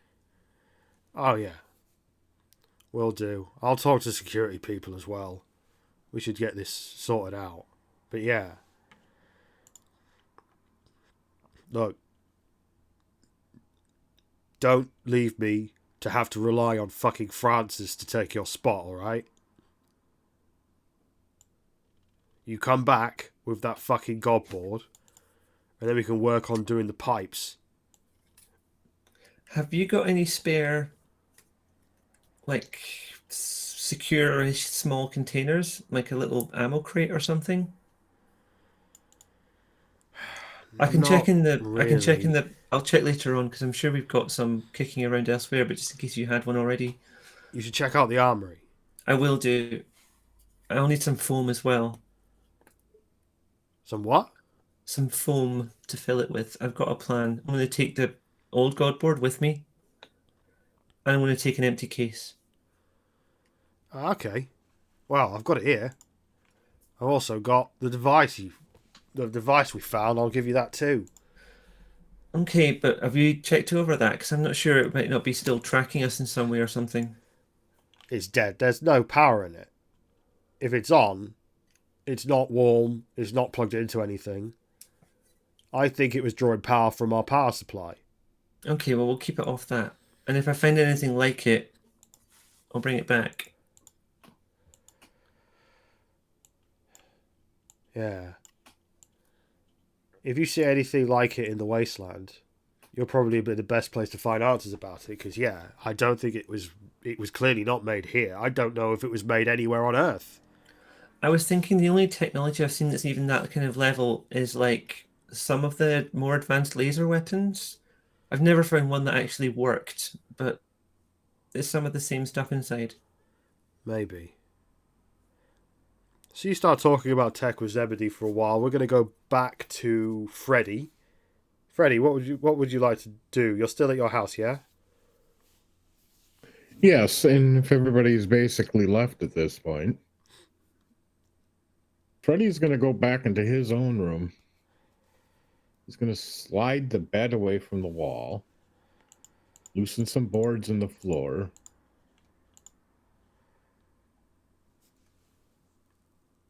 And he's going to pull up a box about 3 foot long, maybe about 18 inches wide. And he's looking at it. I remember. And he pulls it out, puts everything back, and flips open the... Well, he punches in the code, because it's a lockbox.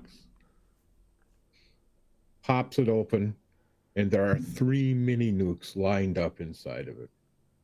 I remember about Margaret, and he shuts it. Kind of wraps it up, and we'll take these along, he's going.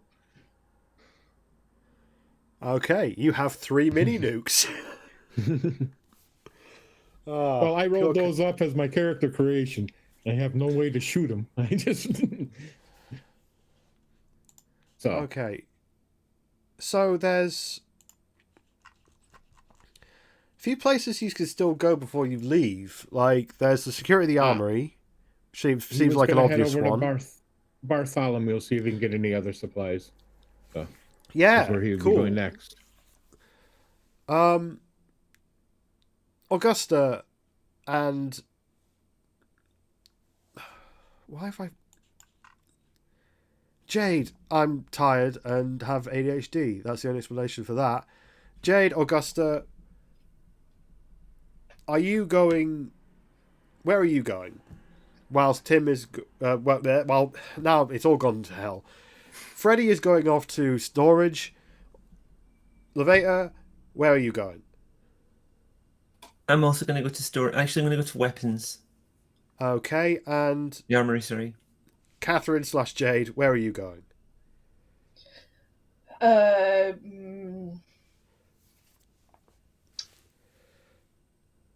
think either armor or weapons would be nice to fill a bit up on. Okay, so it sounds like you want to go to the armory too. Yeah. Okay. So let's play through the armory first, then we'll play through the storage, and then maybe call it a night there. That cool? Okay. So, seeing as utilities and medical, they're kind of just as close to the armory as anything. You arrive exactly at the same time. And you both walk in. And inside, there's... Roman is there. But seeing as his player is not here, he's obviously not going to be saying that much. But he is there because this is where he works. And this is where he spends most of his time. He is the chief of security. Also there is Geraldine, who is a ghoul and security volunteer, who is always smoking a cigarette, always wearing leather, and never talks. She is essentially the coolest fucking character who's ever lived in anything. And I'm not supposed to say that, like, as a GM, being like, oh, my character is the coolest person who's ever lived. I don't mean cool as in interesting. I mean cool like Fonzie. You know what I mean? There's also... Exactly. That kind of cool. So not a complicated, interesting piece of writing, She's just fucking cool. Then there's Barry, who is the deputy head of security. He's a former raider, but he's trying to be good. Because on the road, months and months and months ago, he saw members of your group, before Edenbrough was founded, doing something good, and that broke his brain. He didn't know that was an option. So now he's trying to be as good as possible. And finally, there's Francis, who's a human, former Vault 97 security officer. He is nice but dumb. And they're in there, and they are currently sorting through their armory. They have got guns and ammo all over the floor, and they're talking amongst themselves, although Geraldine occasionally, gives out a grr. And for whatever reason, Barry understands her as if she's speaking English. Francis has no idea what Geraldine is saying, ever. And nobody else does, but for some reason, Barry gets her. So you just walk in, and they've got their backs to you. They're clanging and stuff, and Geraldine just goes, and Barry just goes, yeah, I know. But, we can't send them out there with fucking nothing. I'm aware that Barry sounds a lot like Zebedee, but we're just going to go with it. What would you like to do?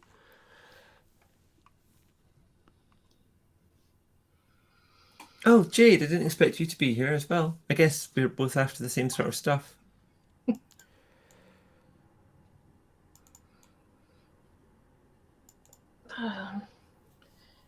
Yeah, we are going out.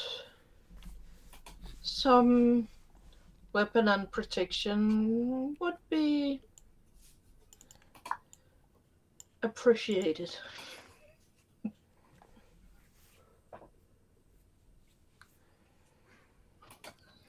I had a little list, and I'm wondering what you've got here that I might be able to use.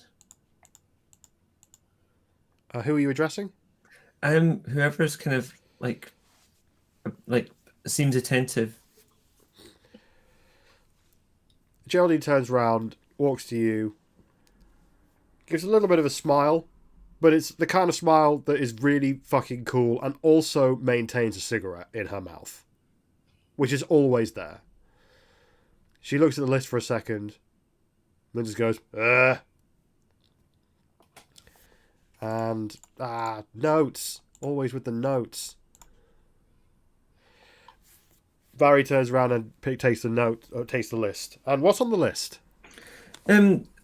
Because I haven't messed with it since I saw Zebedee, there's still a couple of small ammo crates or storage cases with some foam inside to keep stuff safe. Some kind of sniper weapon. And some kind of armor. Preferably something that's what's the treatment called where you see it less at nighttime? The shadowing, I think. Okay. Well,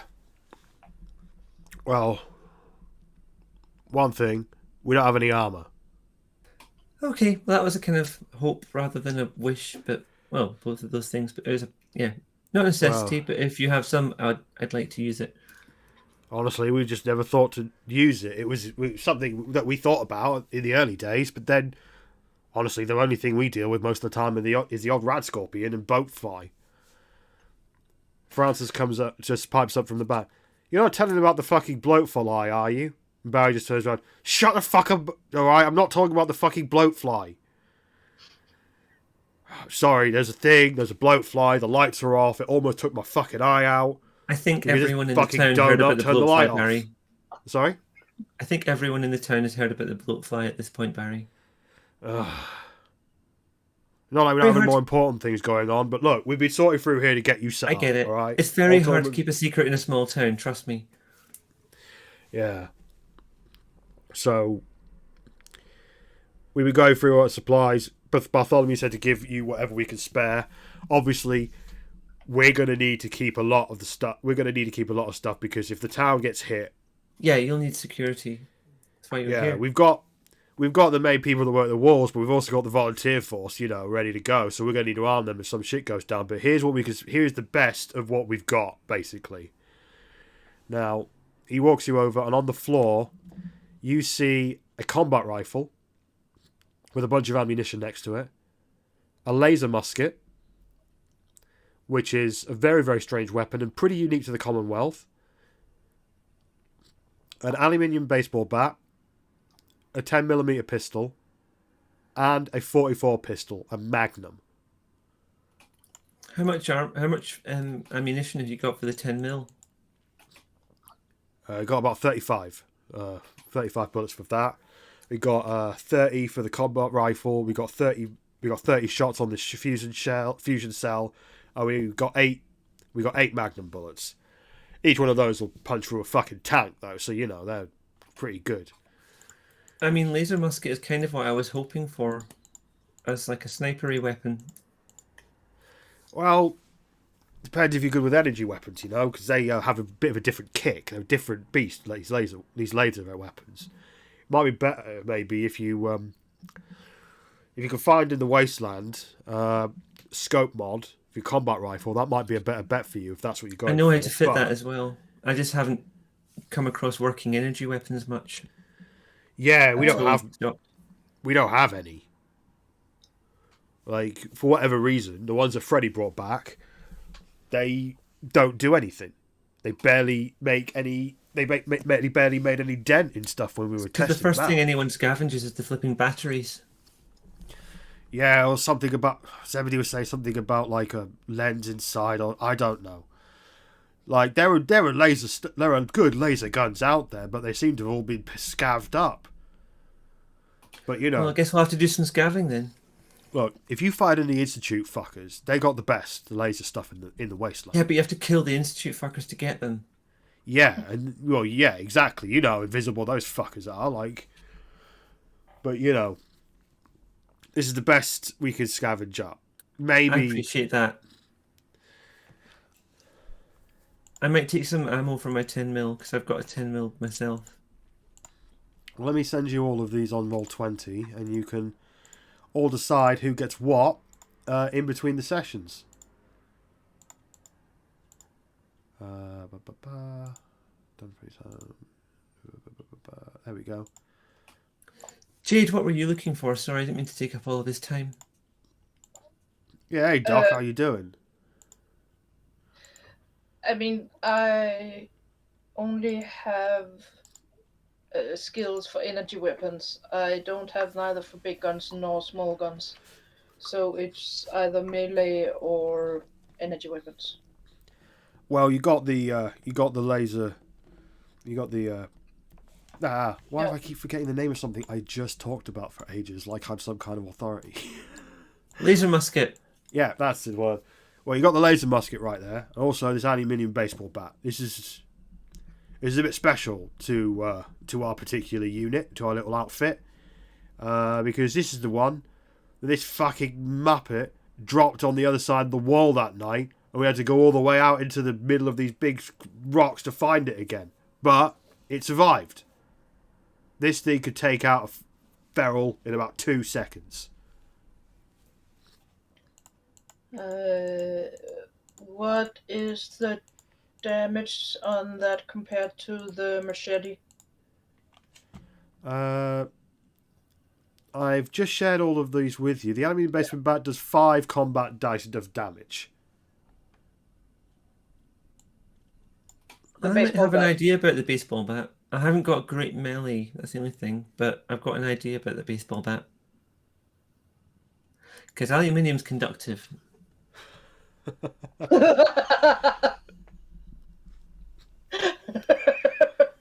Well, you know, you are an egghead. Maybe you'll get lucky. You know, scavenging in the waste. Maybe you'll find a mod for it. I know that mods for the baseball bats exist. I've had a few modded baseball bats try to cave in this skull a few times. He laughs and then, you know, he kind of starts to cry a little bit. Being a raider was rubbish. Like, it was awful. You're here now, that's the main thing. You're right. Right, I'm here. I'm here now. It's fine. I'm being good. Being good. Because it turns out that's an actual thing that people can be. Yeah. Anyway, here's all these guns. And Geraldine looks over at Roman for a second, then walks away and then comes back. And she hands Roman 4 baseball grenades with the letter, with like, one has got a heart on it, one has got U written on it, one has got I, and one has got R on it. And when Jordan joins the game, we'll roleplay how that goes. So we're going to go back over to Freddy, who's heading over to supplies. Is that right? Yes. Okay.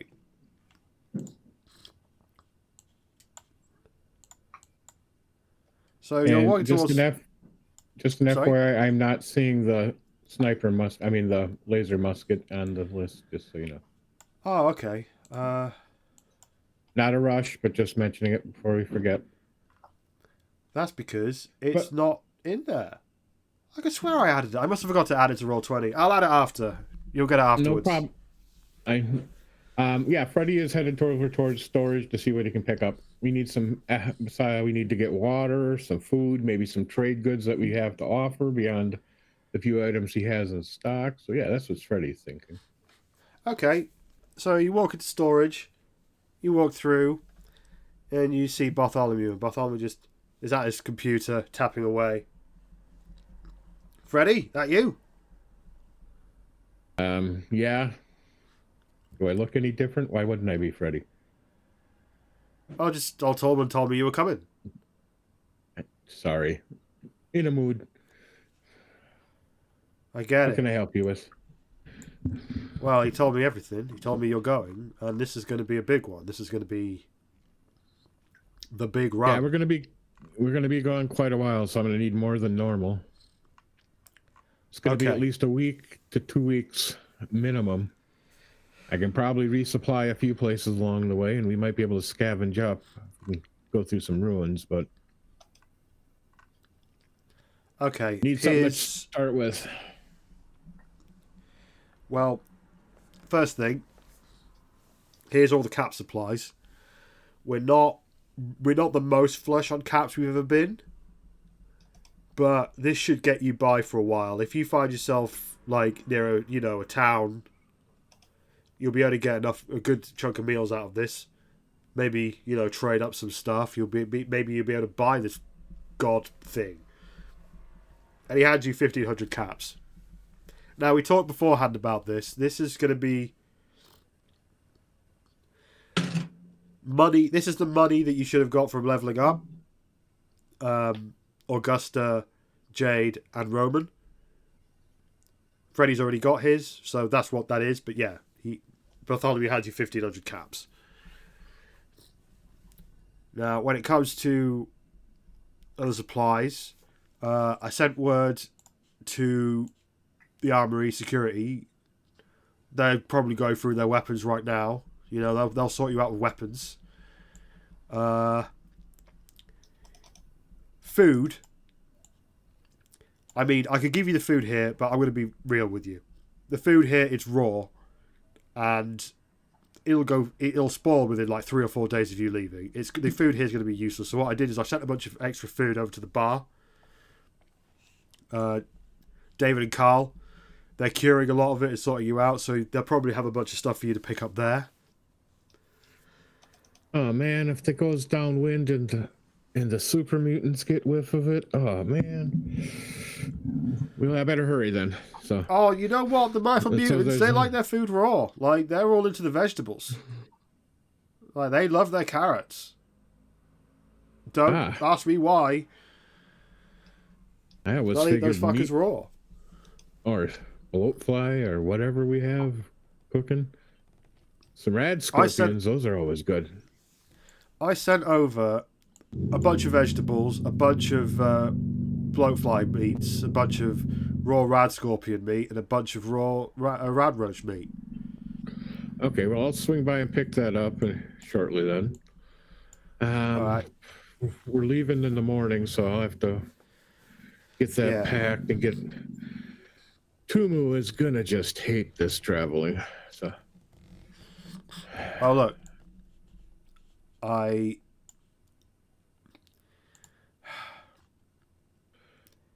guess this is a big day, and I don't really do goodbyes well anyway, so I don't. But this is a big one, and you matter to this town. You know that, right? More than being the guy that gets us cool stuff. yeah, we all matter. I understand, And but I'm assuming. Sorry, go on. That's why I'm leaving. The rest of the family here, Eliza in charge of the group. Hopefully, if I don't return in a timely manner, she'll be able to help you out. Yeah, she's a good choice. She's sharp as a whip. That one, like, Oh, by far better than me. Her biggest thing is experience she lacks.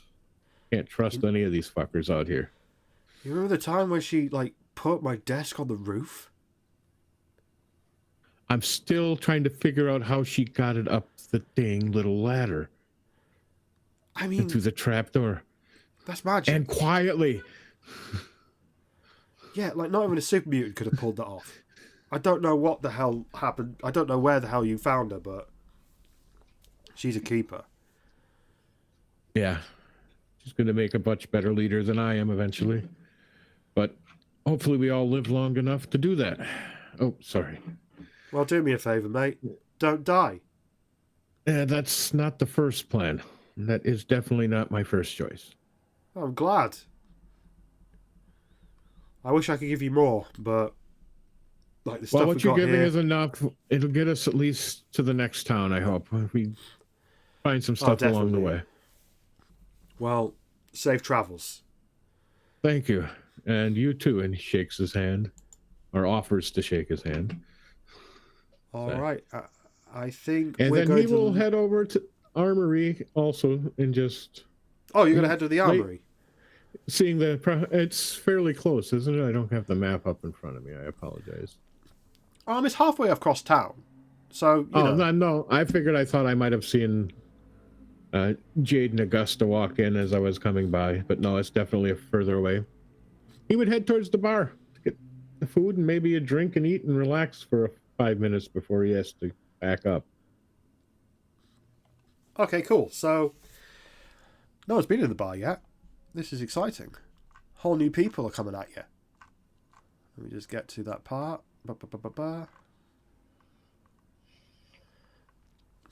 So you approach the bar, and the bar is very similar to a lot of the other buildings around, but the fabricated come with like a bar blueprint, so it's essentially kind of built out of a house, like a normal house, where like a family home. But the front room has been converted into a bar. So you got tables, you got chairs, you got the bar.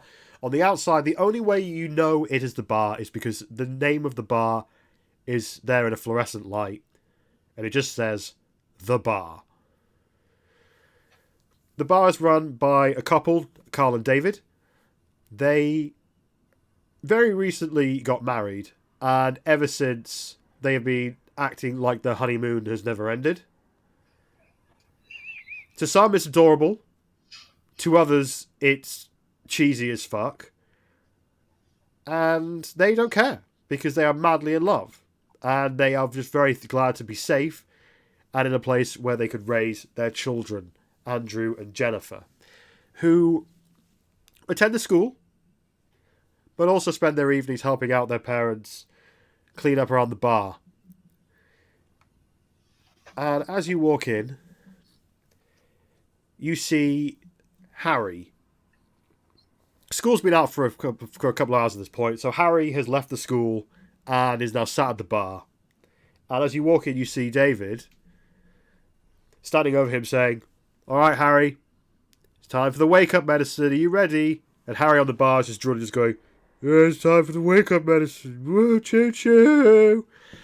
And David shoves a bunch of weird mix of mixture powder up his nose.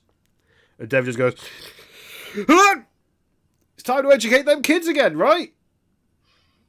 And David's just like, "No, we just want you to go home, man. Like, go home. Maybe swing by Nurse Becky or some shit and really deal with whatever this is, because we can't do this anymore." And he was like, "But you gave me the wake-up powder. Choo-choo." And David's just like, "We gotta cut you off, man." Harry just looks down and is just like, "Oh," and walks out. Then Carl turns around the corner from the back. Out the back, there's a bunch of stills. There's a little chem station where he tries to make up various chems. There's no drug laws in Edenbrough. But there's also not that much expertise outside of, well, Jade. Carl is an amateur chef, as it were. So his drug concoctions vary in quality, shall we say. But he's just come around the back with a box full of bottles of various booze and stuff, just like, "Freddie, hey, yeah, Bartholomew told us you're coming." Yeah, I'm seeing how far you're along for the cook up there and what you got in the box. "Oh, this is just for tonight, you know.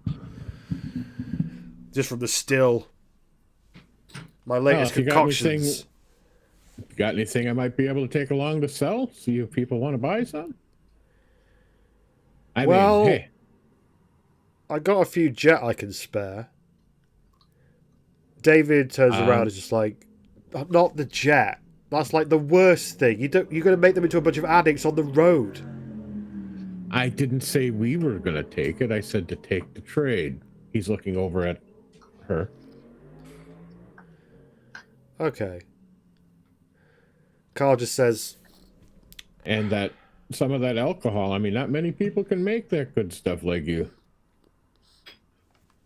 "You know what? I mean, this Roll stuff, I mean... a persuasion." No, it's not persuasion. We're not playing D&D. Roll charisma speech. Difficulty that's gonna be 2. rough. Charisma speech is your thing, right? Yes, I'm being...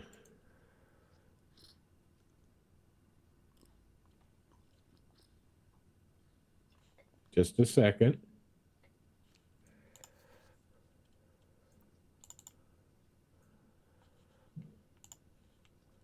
So I can re-roll one of those. Awesome. Still failed. Ooh. Nah, he didn't do too good today. He's not in the right mood. Oh, he just says, Carl just says, "Sorry, we can't really spare it, you know? We're going to have to rely on the still a lot more now. Because,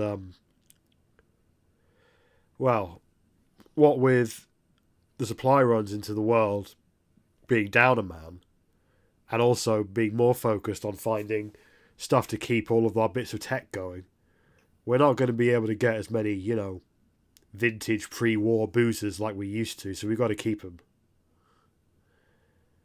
I understand. And it also... You can use this stuff to peel the paint and to sanitize just about any place. Yeah, but if I'm being honest, thanks for the tip, Lavaita. I'll be honest, the stress of all of this is really winding down our supplies, you know?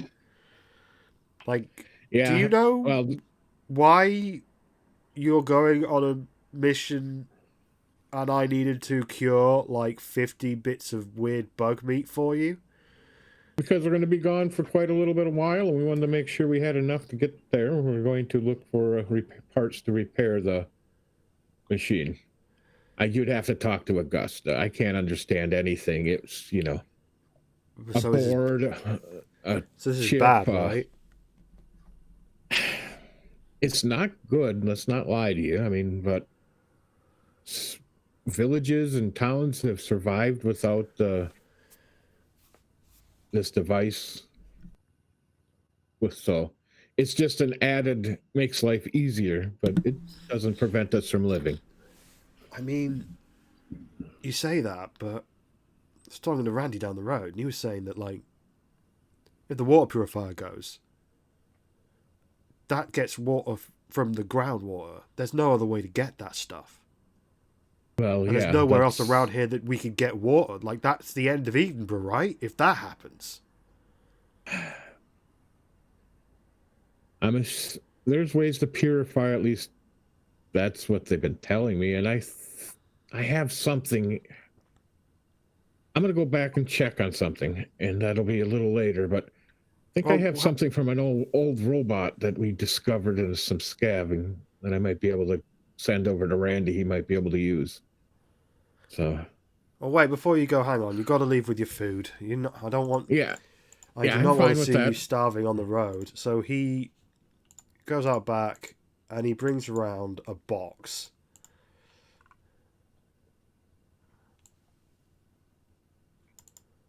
Oh. Cool. Thank you for sending me that.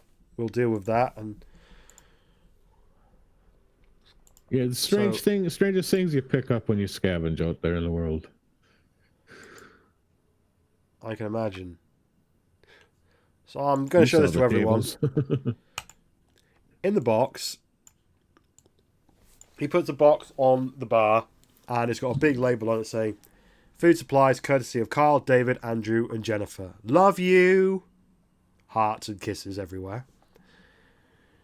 And it's filled with various cured food products, including 10 Rad Roach burgers, 10 Rad Scorpion burgers, 10 Bloatfly burgers, and 10 veggie burgers. Each heal of varying amounts. But the way we're doing survival in this, because basically I've got ADHD, this is my first time running a game, and yeah, I don't think I'm going to be able to keep track of imaginary time. So I've sort of made a system where everyone needs to eat one thing a day, they need to drink one thing a day, and they need to sleep once a day for like between 6 and 8 hours. If you do not do that on a day, the next day you gain a level of exhaustion. And every subsequent day you don't, you gain a level of exhaustion. If you eat food and drink and sleep, your exhaustion will go back up to the top. But if you go for like 6 days, you will probably die. So always be looking for food, always be looking for water, and always be looking for a safe place to sleep. Because it's important out there. It's a very simplified version of the survival system in the Fallout game, but it is just as costly. It's just got far less micromanaging to it. That's cool with everyone? We have to at least have one of each day to order to not get exhaustion. Just to confirm, if we don't eat, but we do the other two, we have to do all 3 or none. I'm just confirming. I will say you can... We'll negotiate when the time comes. We don't need to spend rule definition right now, but just a thought. I would say to basically keep it simple, you need to do all 3, and if you miss one, you get 1 level of exhaustion. If you miss 2, it's still 1 level of exhaustion. Just because that's far easier and just as dangerous. I'm fine with it. I just wanted to make sure I understood it. Yeah. That's what I was thinking. So yeah. So Carl and David stand in front of you and just be like, well, Randy's down the road. If you've got something that could maybe help with the water situation, you give it to him and he'll be able to tinker with it maybe, and maybe pass it on up to Zebedee. That'll be useful, but... Well, look, I'm thinking it's at least the best shot we have with what we have right now. I believe I told Chad to stash it somewhere, but we don't have a Mr. Handy. So... No, that's one thing I'm grateful for. I can never stand those fucking robots. They're so creepy. Hey, don't be robophobic, David says to Carl. That's not a thing. Like, I mean, 1, that's not a thing, and 2, robots aren't alive. And they start to squabble for a little bit. Sorry? Freddie mumbles, I've heard stories of synths. They're like robots. Well, Carl just says, well, they're different. All right? I think, therefore I am.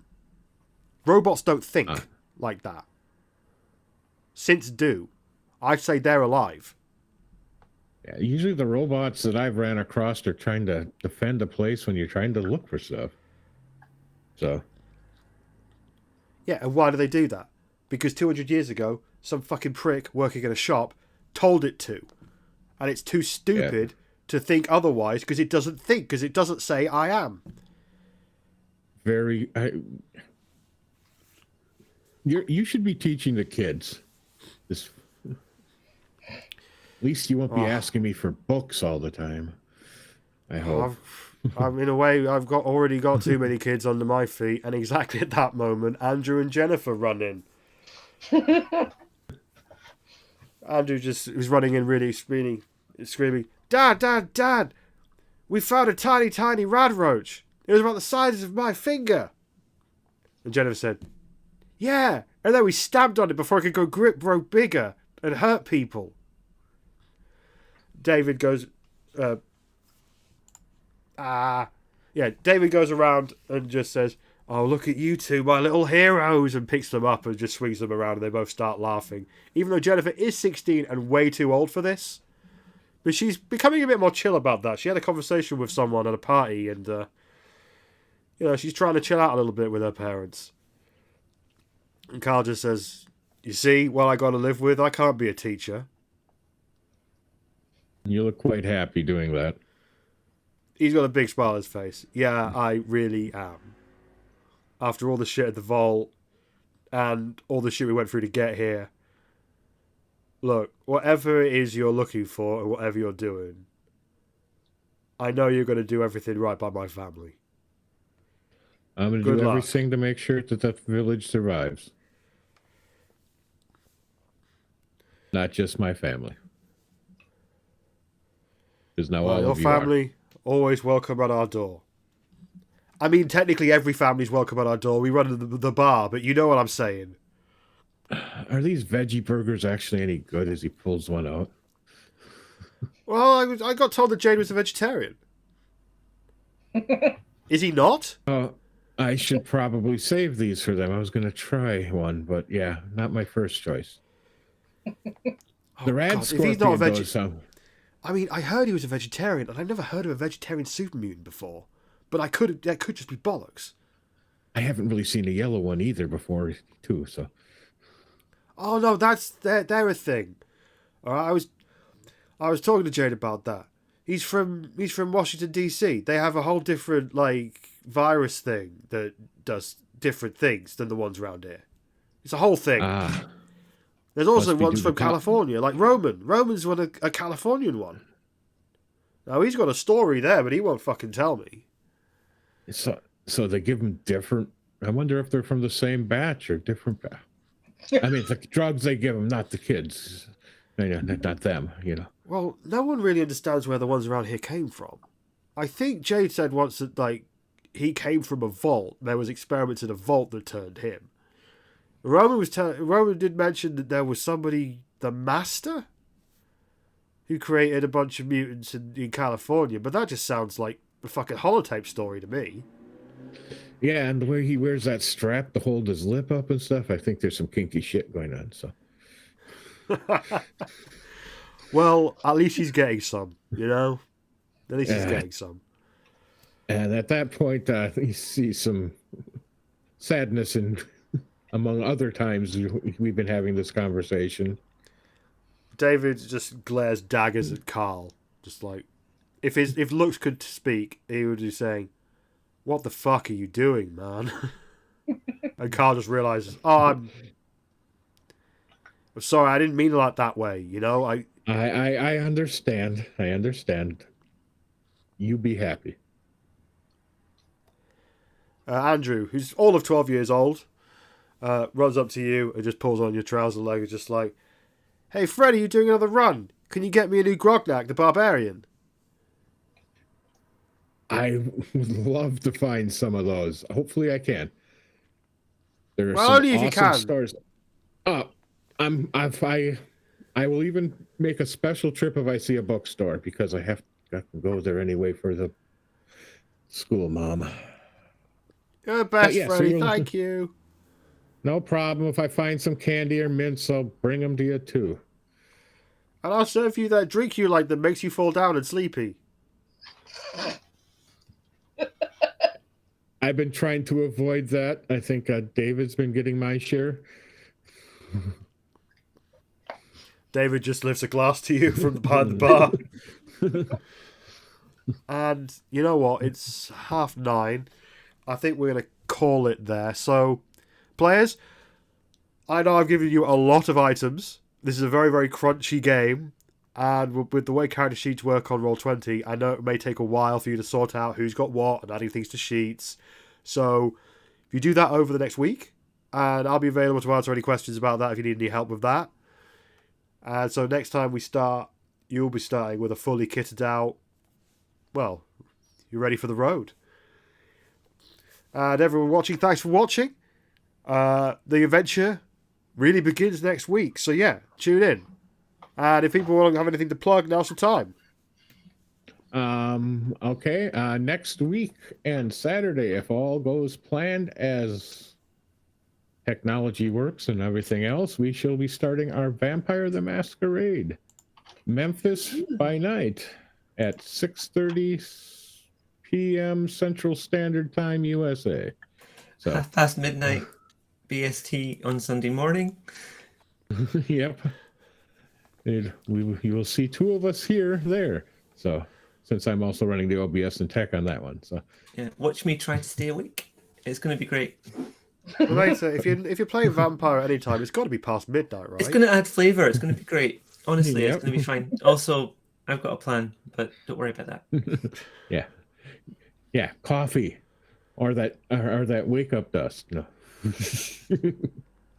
no, we don't do that. I got a recipe from someone called Kathy Bacon. I'm not sure. I need to check it out.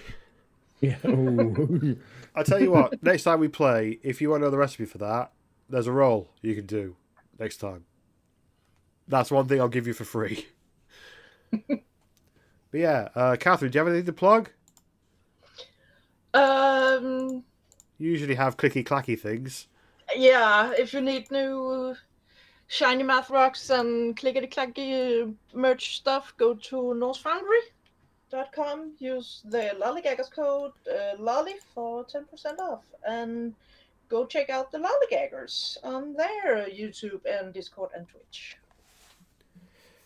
Yeah, go do the lollygaggers thing. But until then, thanks for watching. See you next time. Bye bye, everyone. Bye. Goodbye.